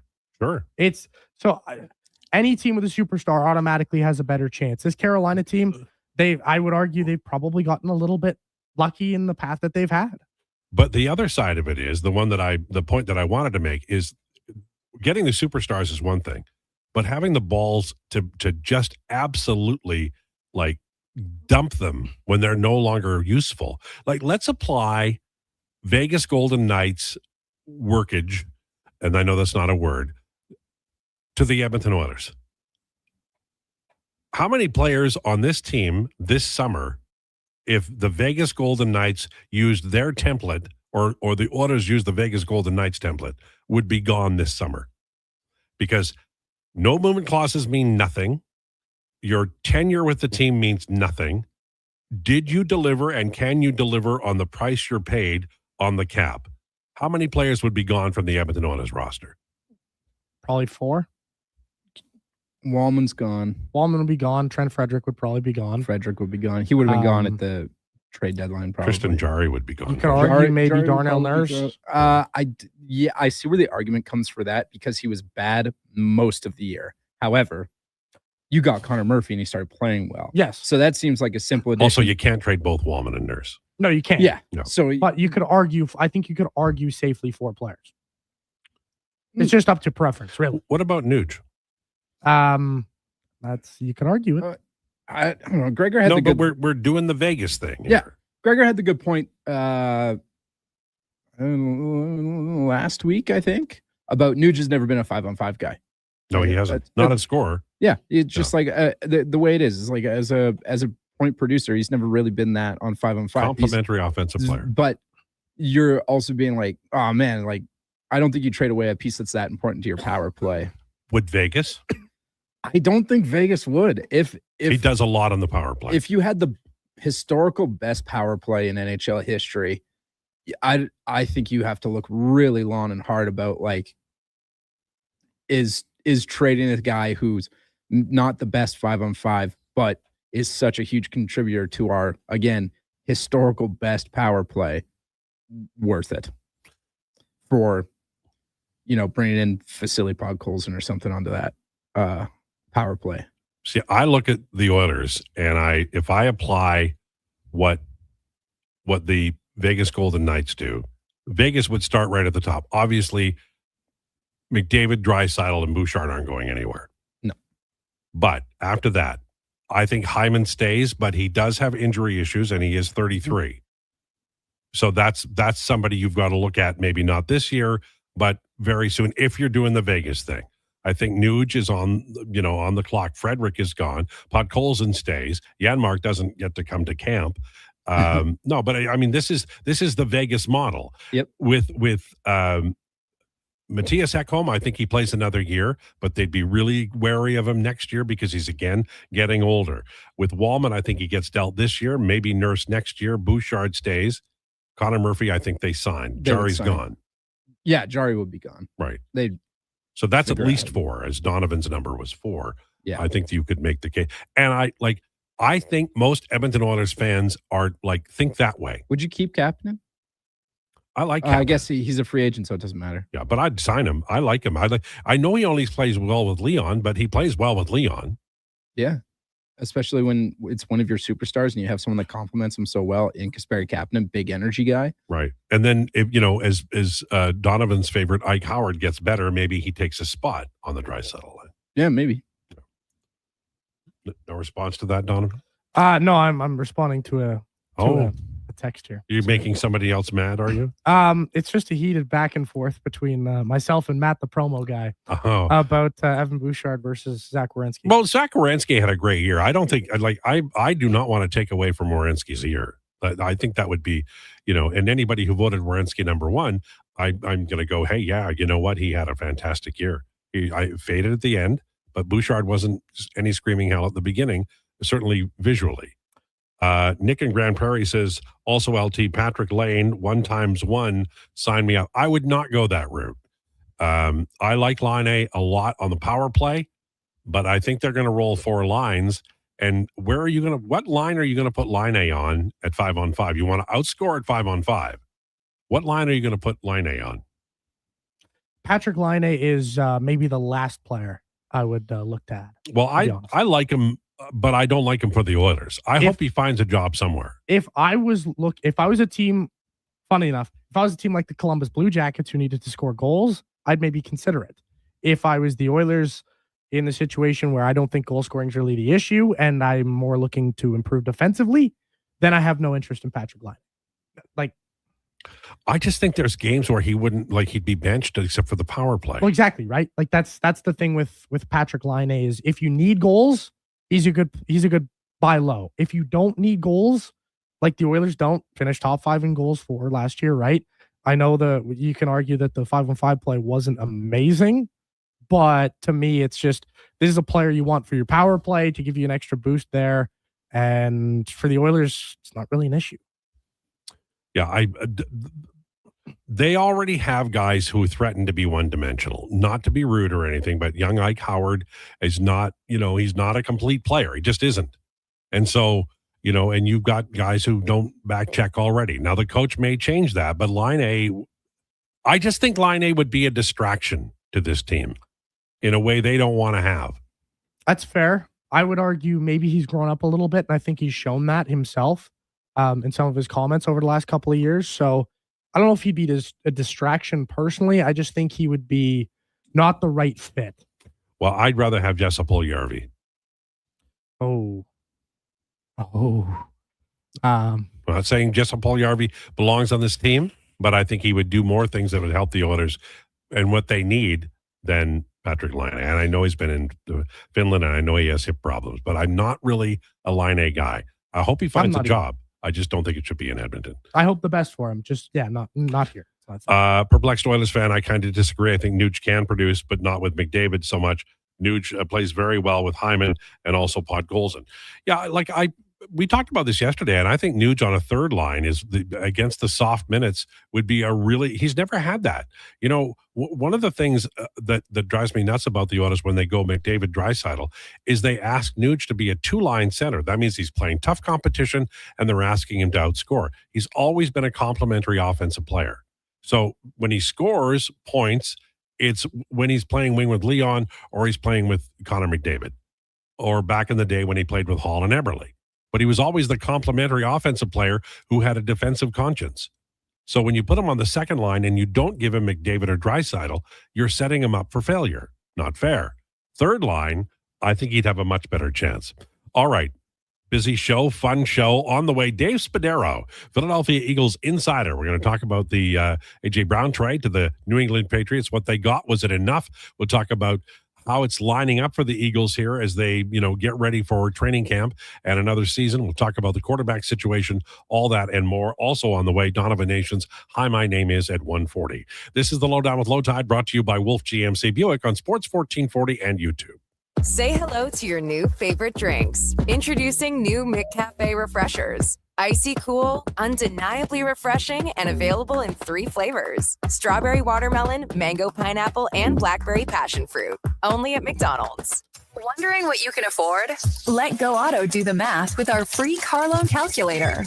No pressure, no awkward convos, just quick answers on your budget and payments. Bad credit, no credit? We got you. Text check to 780-777-7777. That's check to 780 all 7. Find out what you qualify for and start shopping with confidence. Go Auto. Drive what you love with payments that make sense. Our new McCafe crafted sodas just drinks or something more. Like Sprite Berry Bliss, Creamy Strawberry Coke, and Orange Dream. All swirled with fizzy flavor and topped with silky cold foam. Only at McDonald's. At participating McDonald's restaurants in Canada. Hey, it's Jamie from Green Drop Lawn Care. They may be teeny tiny, but chinch bugs can completely devastate your lawn or garden. If you have yellowing grass that doesn't improve with watering, you may already have them. At Green Drop, we'll identify them, treat them, and help you recover from the damage before it's out of control. Stop chinch bugs cold with Green Drop Lawn Care, Canada's lawn expert since 1979. Find out more and get started at greendrop.com. Lux Windows was founded in 1969 with 5 people and a dream. 55 years later, our team of experts cares a whole lot about building and installing the best possible windows and doors. Because Lux is not just an Alberta-made product. We're one big Alberta-made family. Everything we are is windows and doors. A company born and bred and made in Alberta. Everybody loves a beautiful day in Edmonton. Hey, it's Jamie, and Green Drop Lawn Care is giving you one more reason to love the nice weather. Next nice day service. People always ask, how soon can Green Drop get here? Well, when you sign up with Next Nice Day service, we'll be there by tomorrow. Assuming Mother Nature cooperates, we'll be fertilizing and treating your weeds by the very next day. We'll even include drought fighter at no additional cost.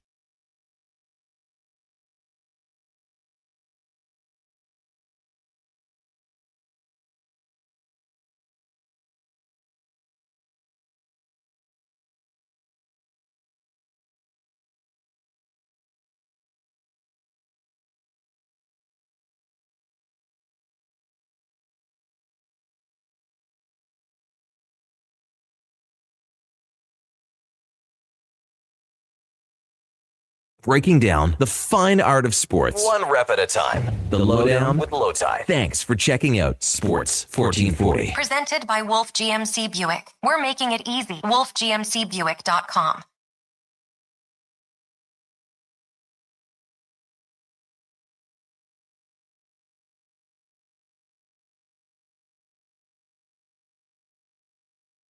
Brought to you by Wolf GMC Buick. Check them out, wolfgmcbuick.com. Just ahead of Dave Spadaro, Philadelphia Eagles insider, our headliner of the day. Brought to you by Faber. Debt holding you back? Let Faber's licensed insolvency trustees help you tackle your debt. Book your free consultation at faber.ca or call 1-877-944-1177. That's 1-877-944-1177. Very busy day. Lots going on in the world of sports. Jason obviously will have more on the McFarland to Nashville news and also the football news today. We had two big trades this week, one involving Cleveland and the Rams yesterday. Today's deal, Philadelphia Eagles sending wideout A.J. Brown to the New England Patriots. It had been rumored before it finally came to fruition. A first-round pick in 2028 and a fifth in 2027 coming back to the Eagles, who knew this day was coming. Obviously, the rumors were before the draft that it was going to be happening, but this is a big deal for both teams. Obviously, New England thrilled, and I think Philadelphia got enough that the fans will be satisfied. Joined by Dave Spadaro, Philadelphia Eagles insider. Thank you for joining us. Appreciate it. My pleasure. Good afternoon to you. Let's start here. When I'm an Eagles fan, so I was pretty excited when he got there, and fantastic receiver. I don't want to say it didn't work out at all, but what happened to get us to this place? That maybe aside from the drops and all the other things, that maybe made today necessary. I mean, I think that AJ would have to answer that for the most part, but it just seems like at the end of the day, the Eagles, the way they've expressed it is that AJ is looking for and has been granted, obviously, a fresh start. And how did it happen? Look, I mean, AJ's 29 years old. Maybe at the end of the day, he's looking to be in an offense where he gets 150 targets and he catches 112 passes and he gets that last contract in his career. Otherwise, I mean, I certainly can't imagine that the on-field success of the football team was any problem. I mean, 2 Super Bowls, 4 playoff appearances, great success for AJ and for the Philadelphia Eagles. Maybe he's looking for an offense that, again, like is more pass oriented and AJ Brown focused. But otherwise, I don't think it was necessarily personality driven or unhappiness. I think AJ was very happy here and for the most part in his 4-year career, but clearly striving for something different, and the Eagles gave him that opportunity. And this is an Eagles franchise. When I became a fan, Harold Carmichael was the big name, and he was hurdling, cornerbacks and just playing the kind of football that I'd never seen before. So they've had great receivers over the years, and they're actually, pretty familiar with guys who are who believe in themselves at a high level, and certainly Brown did with unguardable and always open and all of those things. But this is a position that is vitally important to an NFL team. The Eagles had time to prepare. They obviously have great talent there. What does the wide receiver room look like now as we get ready for training camp? I think it's really interesting. Devontae Smith is obviously your quote-unquote number one guy, although he literally just met the media and kind of downplayed the whole idea of being a 1, a 2, a 3, a 4. And that's really what the Eagles have stressed the entire offseason. This is not a feed the number one guy offense. It is going to be a spread it around. They've really loaded up on the tight end position in the offseason, as well as substantial additions to wide receiver. Dontavian Wicks acquired in a trade from the Packers. Hollywood Brown, who just has that burst that we've seen so much of in his career and looks really fast in these OTAs. Mekhi Lemon, the number one pick for the Eagles in the draft, bringing in Elijah Moore, a very talented kid who has not really kind of seized on his NFL opportunity. Some young players who were here last year, Johnny Wilson, who contributed to the Super Bowl team as a blocking big wide receiver, also back after injury from last season. And then Eli Stowers added to the tight end room. Dallas Goedert brought back. I mean, it's Sean Mannion's offense. And as we saw in Green Bay, it is a spread the ball around, get the football across the middle of the field, catch and run, a lot of motion, outside zone running game. I think the Eagles are pretty well equipped to handle the loss of AJ because, again, as you said, they had an idea this was coming, and the Eagles are very rarely caught short-sighted. Some of my favorite moments in recent Eagles history have come at the draft. I remember when the Cowboys were ready to draft Dallas Goedert, and the Eagles traded up, and then the Steelers are talking to Mekhi Lemon, and somebody says, "Yeah, I think I just got drafted by the Eagles." Lemon is already a favorite because of that, but Howie does seem to be the big advantage this team has is in draft picks, because they're really good at using them wisely and making sure that they have all positions covered. Although they definitely like the lines, they do go for the more skilled positions at times. Does the fact that this is a 2028 first round pick coming back for Brown, was that a concession that 2027's draft was so deep, or do you think that 2028 pick might end up in a trade, or do they really like 2028's draft? Yeah, so it's interesting. The could go a lot of different ways, but one food for thought is that the Eagles are in a situation right now where they've got a lot of young players they're going to have to re-sign, and maybe it's difficult for them to have two number ones in 27. And certainly, look, you can always use that 28 first round pick and use it in 27 for another pick. We'll see how the season goes, but you're looking at a team right now that's going to have to re-sign, if it chooses, Jalen Carter, Moro Ojoma, Jalix Hunt, Quinion Mitchell, Cooper DeJean, and then we'll see what happens on the other side of the football. So there's just so much money to go around. And I think maybe the Eagles feel, as they look down the line, and they always do at drafts, and they consider players who are staying in the draft longer because of the NIL money, that there's a good-looking group of prospects in 27 and 28. And if you think the teams don't look that far down the line, you just don't understand it. So, and then again, maybe that's all the Patriots were willing to give up. I don't know, but there's a lot of different ways to approach it. I don't know the answer. I know that the Eagles were not going to make a deal if they did not get a number one pick. And so they feel that the number one pick in 28 is a very valuable piece of draft currency, and that they will use it wisely, and that they've got a bunch of different ways they can use it, and nobody uses their assets better than Howie. So getting that one and having, the Patriots add a 5 for 27 gives them a little bit more draft capital, and we'll see what the Eagles do with it. But yeah, 28, certainly I understand that the perception that, hey, you'd rather have a 27, and maybe you would, but the Eagles certainly do not appear to be unhappy with the 28. Dave Spadero, our guest, Philadelphia Eagles insider, talking about the big trade between the Patriots and the Eagles. For me, the big pressure point as we get towards training camp and the season is at quarterback. Jalen Hurts, who obviously has been a fantastic leader for this team, and won a Super Bowl. That gives him elevated status among the great quarterbacks who've been under the center for the Eagles over the last decades. But this is a pivotal year for him, and the offensive system is tweaked. And what are your expectations of Hurts and on the offensive side of the ball? And as you say, they're going to be spreading it around. That means more touches for everybody. Barkley getting the ball, and obviously using the tight ends more. How do you feel Hurts will work in this system? Yeah, that's a great question. I've heard positive early returns, but it is only the spring. It's a different kind of offense that we could see Jalen with more bootlegs, with more rollouts, getting out of the pocket, being used in more design runs, throwing the football over the middle, which has been a point of emphasis for him. And in the past, it's not really been a point of great success for him. Sean Mannion, the offensive coordinator, spoke glowingly about Jalen last week.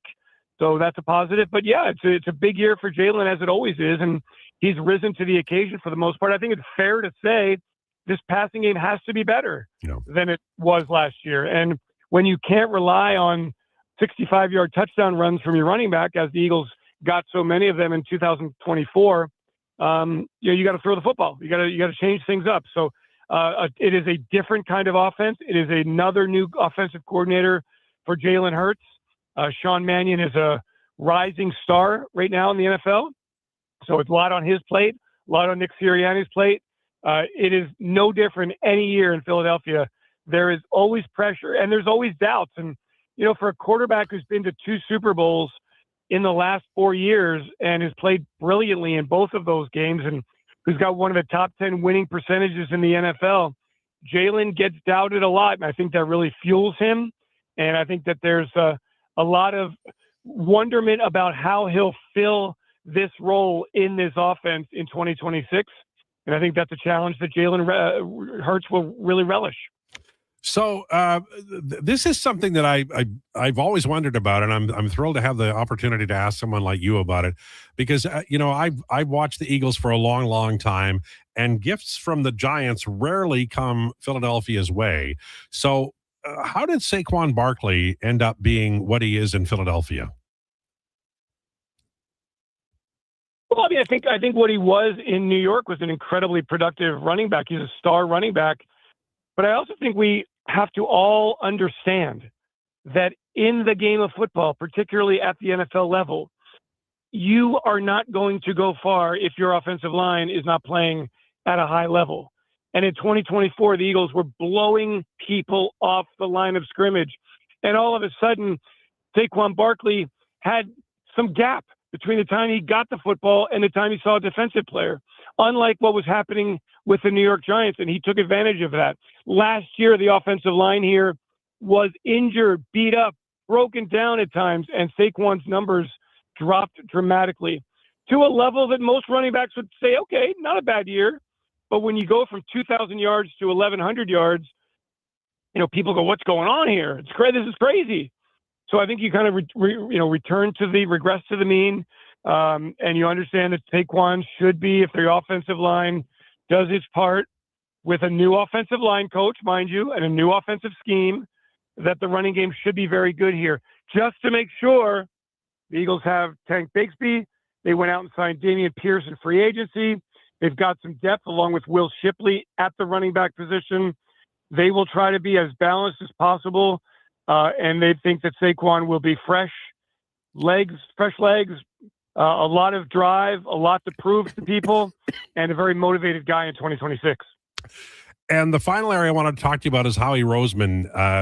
The draft for the Eagles is has been a magical time over recent years, and you have luck, good and bad, and you're just trying to beat the odds. But this has been a hell of a run for the Eagles over the last several years in drafting very well, not just at the top of the draft, but getting some late round flyers, maybe some outliers who were physically brilliant, but needed to be coached up and improve in the more refined areas of football.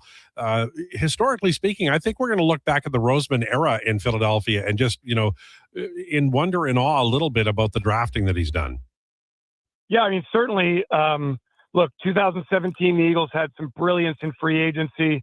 Some players who stepped in. Patrick Robinson, who was a one-year contract, injured his entire career, came in and was a great nickel cornerback. Chris Long helped them out a bunch. Jay Ajayi, a trade deadline acquisition, awesome running back that helped the Eagles. Then it dipped a bit. The play at quarterback, Carson Wentz injured. Nick Foles, not quite where he was in the Super Bowl, dipped for a few years. But the Eagles, since 2020, since the time they drafted Jalen Hurts, really came on, and they have been terrific. And it is how you build teams in the NFL. You can sign all the free agents you want and get all the flashy headlines in March and April, but if you don't draft well, you're just not going to have a team that's going to have sustained success. And the Eagles have done that. And so, you talk about late round picks. Jordan Mailata, a seventh round pick in 2018. How about this one? That they draft a seventh round kid this year out of Uganda, Uar Bernard, who's never played football, who looks like an Adonis on the football field, didn't even know how to strap up his helmet on day one. We'll see where he is in a few years. But yeah, you've got to have some luck. You certainly have to have success. And Roseman has found really a great formula here in Philadelphia. It was a thrill to talk to you. Thank you so much for this. Appreciate your time. My pleasure. Thank you. Have a great day. There you go. Dave Spadaro, Philadelphia Eagles insider, talking about the Eagles, the trade today, the draft picks, how they look, and the changes that have been made over the summertime, and we get ready for football. Great thing about the Eagles is no matter what they did today, they're always going to be better run than the Bengals. Right, Josh? I cannot verbally say what I wanted to say. Well, you so let your the- finger do the talking. That was So very I well let my done. finger do the talking. And you're a Miami fan, right? Is that right, Donovan? Sorry, Dolphins? Yes. Yes, I am. Yeah, and they're still in the league. Well, the Bengals are run better than them, so. Well, the Bengals are run like a 1975 furniture store. The Dolphins are run like, we'll open the door and somebody will come in and we'll call them the manager. Hey, you know what? The one thing I will say about my team, at least they're not cheap. It's fair. No. I'd rather spend money in all the wrong places, though. I'd rather have a team that's willing to spend money that just needs better direction than a team who is, for my money, not directed horribly. They are at times, but will not spend money. Well, the Bengals That's are their the downfall. Bengals, that's going to be their problem, right? Yeah, well, that's just the way it is, Yeah. I mean, they're it's sort of like a 1975 furniture store. What color are we going to, the new vans here? What are we going to paint it? Mm-hmm. There, you have to allow me this. There's very few times when I can lord it over. The teams I cheer for are usually underdogs, and the Eagles were for years. But I lived Now long they're enough. the overdogs. Now I lived long enough to see 2 Super Bowls. I never thought I'd see 2 Super Bowls, and now what I want is a Super Bowl for you and my friend Paul Almeida. You're both Bengals fans, and I saw Miami win a Super Bowl, but I'll hope for another one for Donovan and for Connor. It would be nice to see the Chargers win, Make it to the second round. and for my friend Declan, who's in Italy, I'd love to see Buffalo win a Super Bowl. I think everyone would love to see Buffalo win a Super Bowl. I mean, hell in a handbasket, boys. Boy, 4 straight losses. That's probably the worst. We have to take a break, but I just want to say that in the time that I've worked with him, Donovan has shown himself to be a brilliant young man, and with an incredible ability to piss people off online. I'm just reading Matt, the promo guy's last 2 comments to you. You've done it again, sir. I have done it again, but I've just, you know what? I've told him the facts, man. If you can't acknowledge that one player plays with 2 90-plus point players and one doesn't play with a single 70-point player, which player is going to have higher numbers? Yeah, there's a lot more than that. There's a but lot more to the Evan Bouchard, the Zach Wierenski debate than just numbers. I just want Matt, the promo guy, to know that everything will be fine, and that maybe just have a little bit of a walk. Donovan does this to everybody. It's just the way he is, and we love him for it. Okay, on the way, it's Donovan Nation's Hi, My Name Is ... This is the Lowdown with Lowetide, brought to you by Wolf GMC Buick on Sports 1440 and YouTube.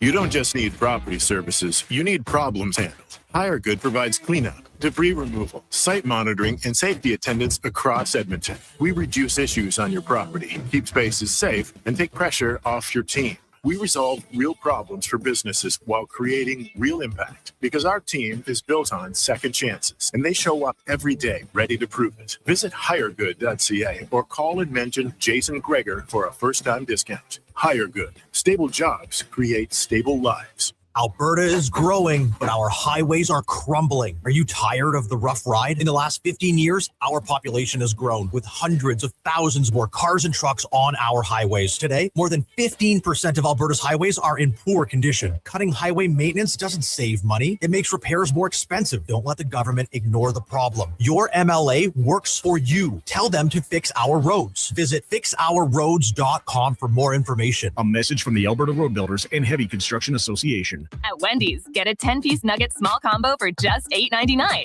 That's right, $8.99 for 100% Canadian chicken, plus fries and a drink. That's just good nuggenomics. Only until June 14th. In restaurant at participating Wendy's locations. Taxes extra. Cougar Creek Golf Resort is only minutes from Edmonton, so it's incredibly easy to fit in the perfect summer game anytime. Enjoy our championship-length golf course, surrounded by trees and rolling terrain. Book a tee time today. Go to cougarcreekgolf.com.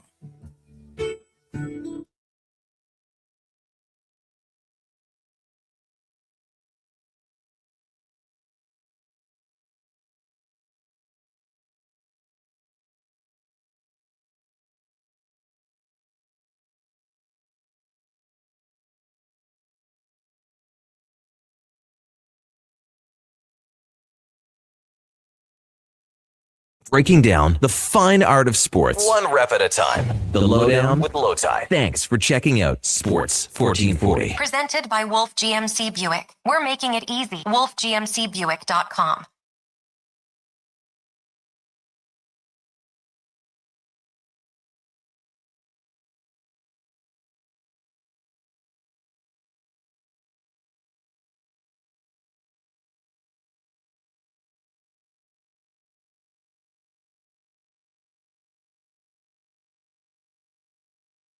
Tide for Wolf GMC Buick. Check them out at wolfgmcbuick.com. Time for Donovan Nations, brought to you by Fairway Divorce Solutions. Divorce can be difficult. We can help. Make the road to a new life easier. Fairwaydivorce.com. And now, hi, my name is Donovan. What have you got for us? Well, retired NHL player, Okay. of course, as I outlined, and he is not retired 5 minutes ago, so you'll be Okay. happy to know he's been, I guess, long since retired. I am now off social media. Perfect. Okay, fellas. Well, we'll start it off with number one. This is going to be a Declan type of deal, but it's not a first-round pick. It's not a first-round pick type deal. It is simply, I am a Hall of Famer. Okay. All right. We get one guess per round. Yes, one guess per round. I am a Starting it Hall of off with, he is a Hall of Famer. I am Good Mark player. Messier. No. Hi, my name is Ken Dryden. No. Number two, I have over 1,300 career penalty minutes. Oh. Holy schmagoli. Hi, my name is Ryan Getzlaff. No. Dadgummit. Hi, my name is Bobby Clark. No, that's a great guess, though. This one, I have 3 100 plus point seasons. is what I Okay. should say. That's a forward then.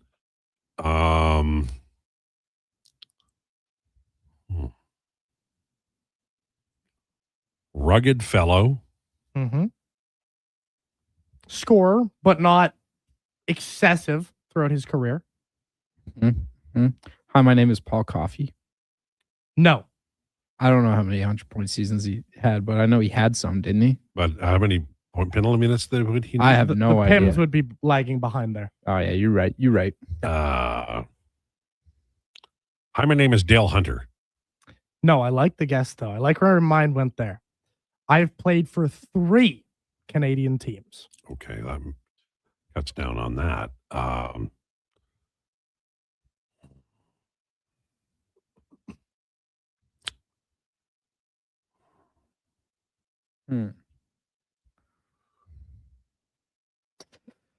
Oh, boy.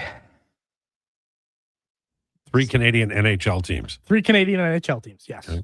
That are never mind. He's not going to give it. Actually, you're maybe nicer than Declan. Are any of those franchises defunct? No. Okay. No. So we're not talking about the Nordiques or anything. We are not. Yeah. No. Cool. Well, we're probably not talking about the Leafs because they don't score much. Yeah. I have a feeling that it's going to be somebody who played in Vancouver for a long time and then maybe went to Calgary or Toronto. Interesting. Man, I don't know. Well, we'll have to guess and then we'll get another I know. clue. Hi, my name is Lanny McDonald. No. That's a pretty good guess, though. You got some- I don't know if he was on a third Canadian franchise, but I know he was on the Leafs. He was on the Leafs. He was on your He was Calgary on my Calgary Flames. Flames. Good player. Yeah. Hi, my name is Glenn Anderson. I know he didn't play for 3. It is not Glenn Anderson. I have been a captain for multiple NHL teams, and not an associate captain, a full-fledged captain. Interesting.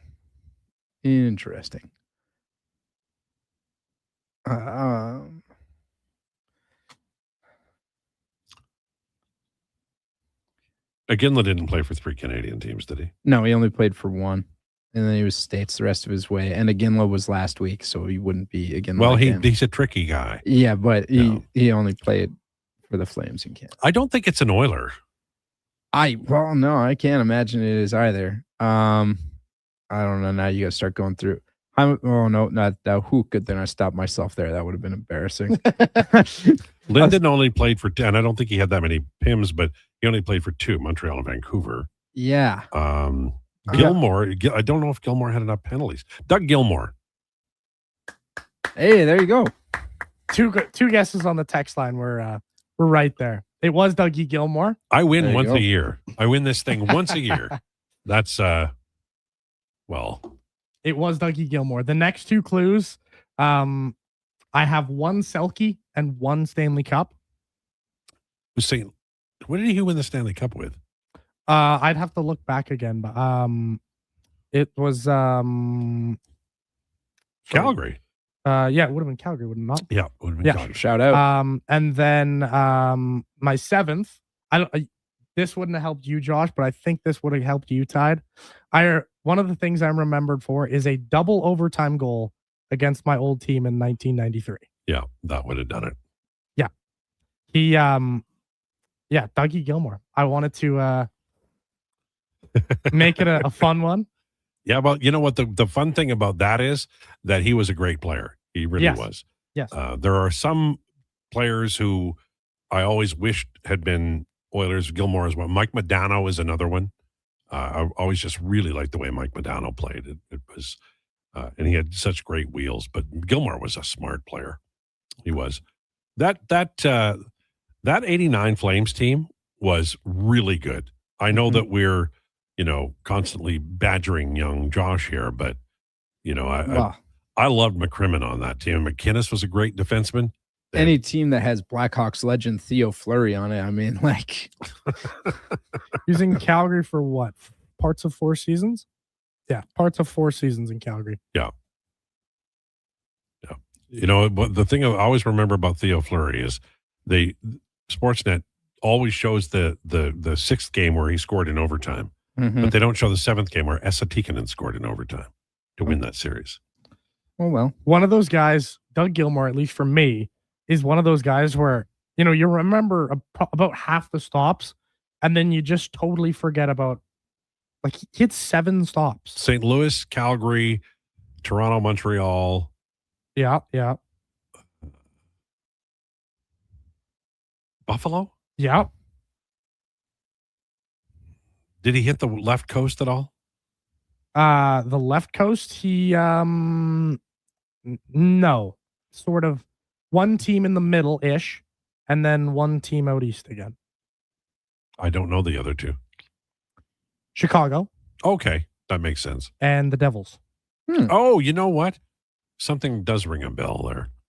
Yeah, he had a very interesting career. The other one I was debating about doing was Patrick Marleau, but Marlowe's great story. I wanted to do Dougie Gilmore again, another Flames tie for Josh. There we go.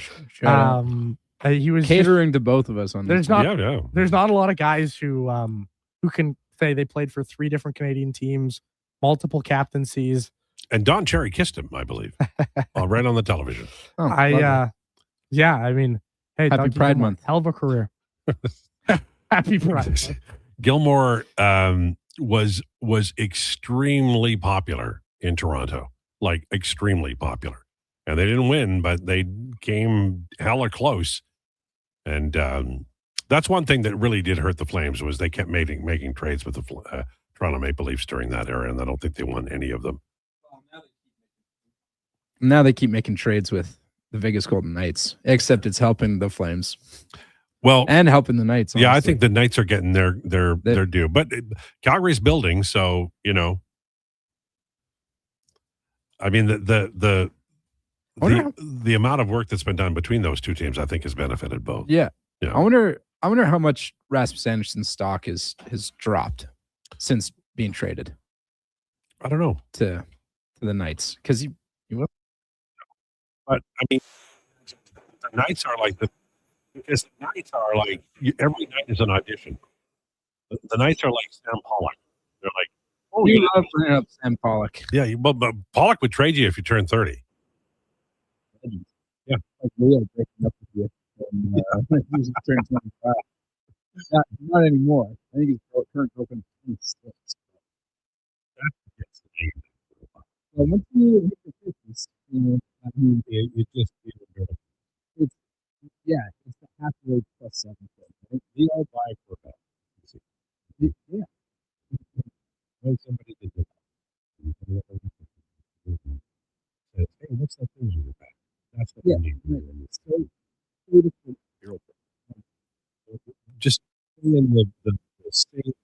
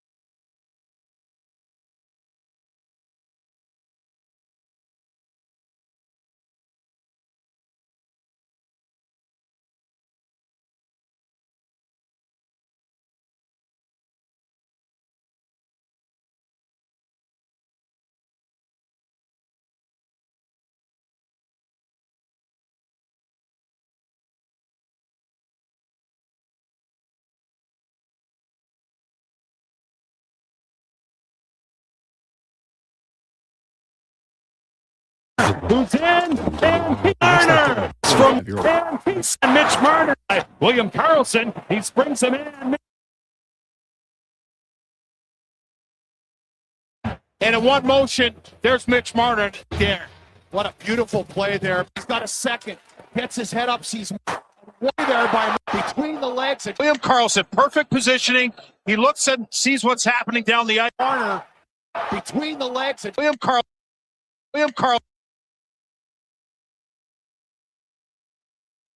The far post, and look at that. He tucks it right. What a skill play. Pain shows up. Kenan having your At the far post, and look at that. He tucks it right between the legs.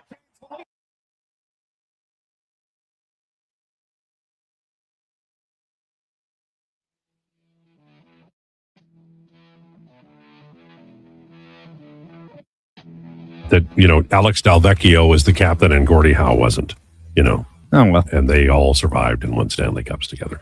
All right. It's 1:55. We're out of here. Don't forget, we'll be around tomorrow.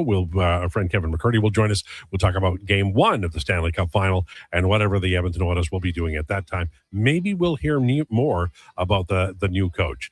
Thanks so much for tuning in. Gregor's next. Please enjoy your day. The Sports 1440 update.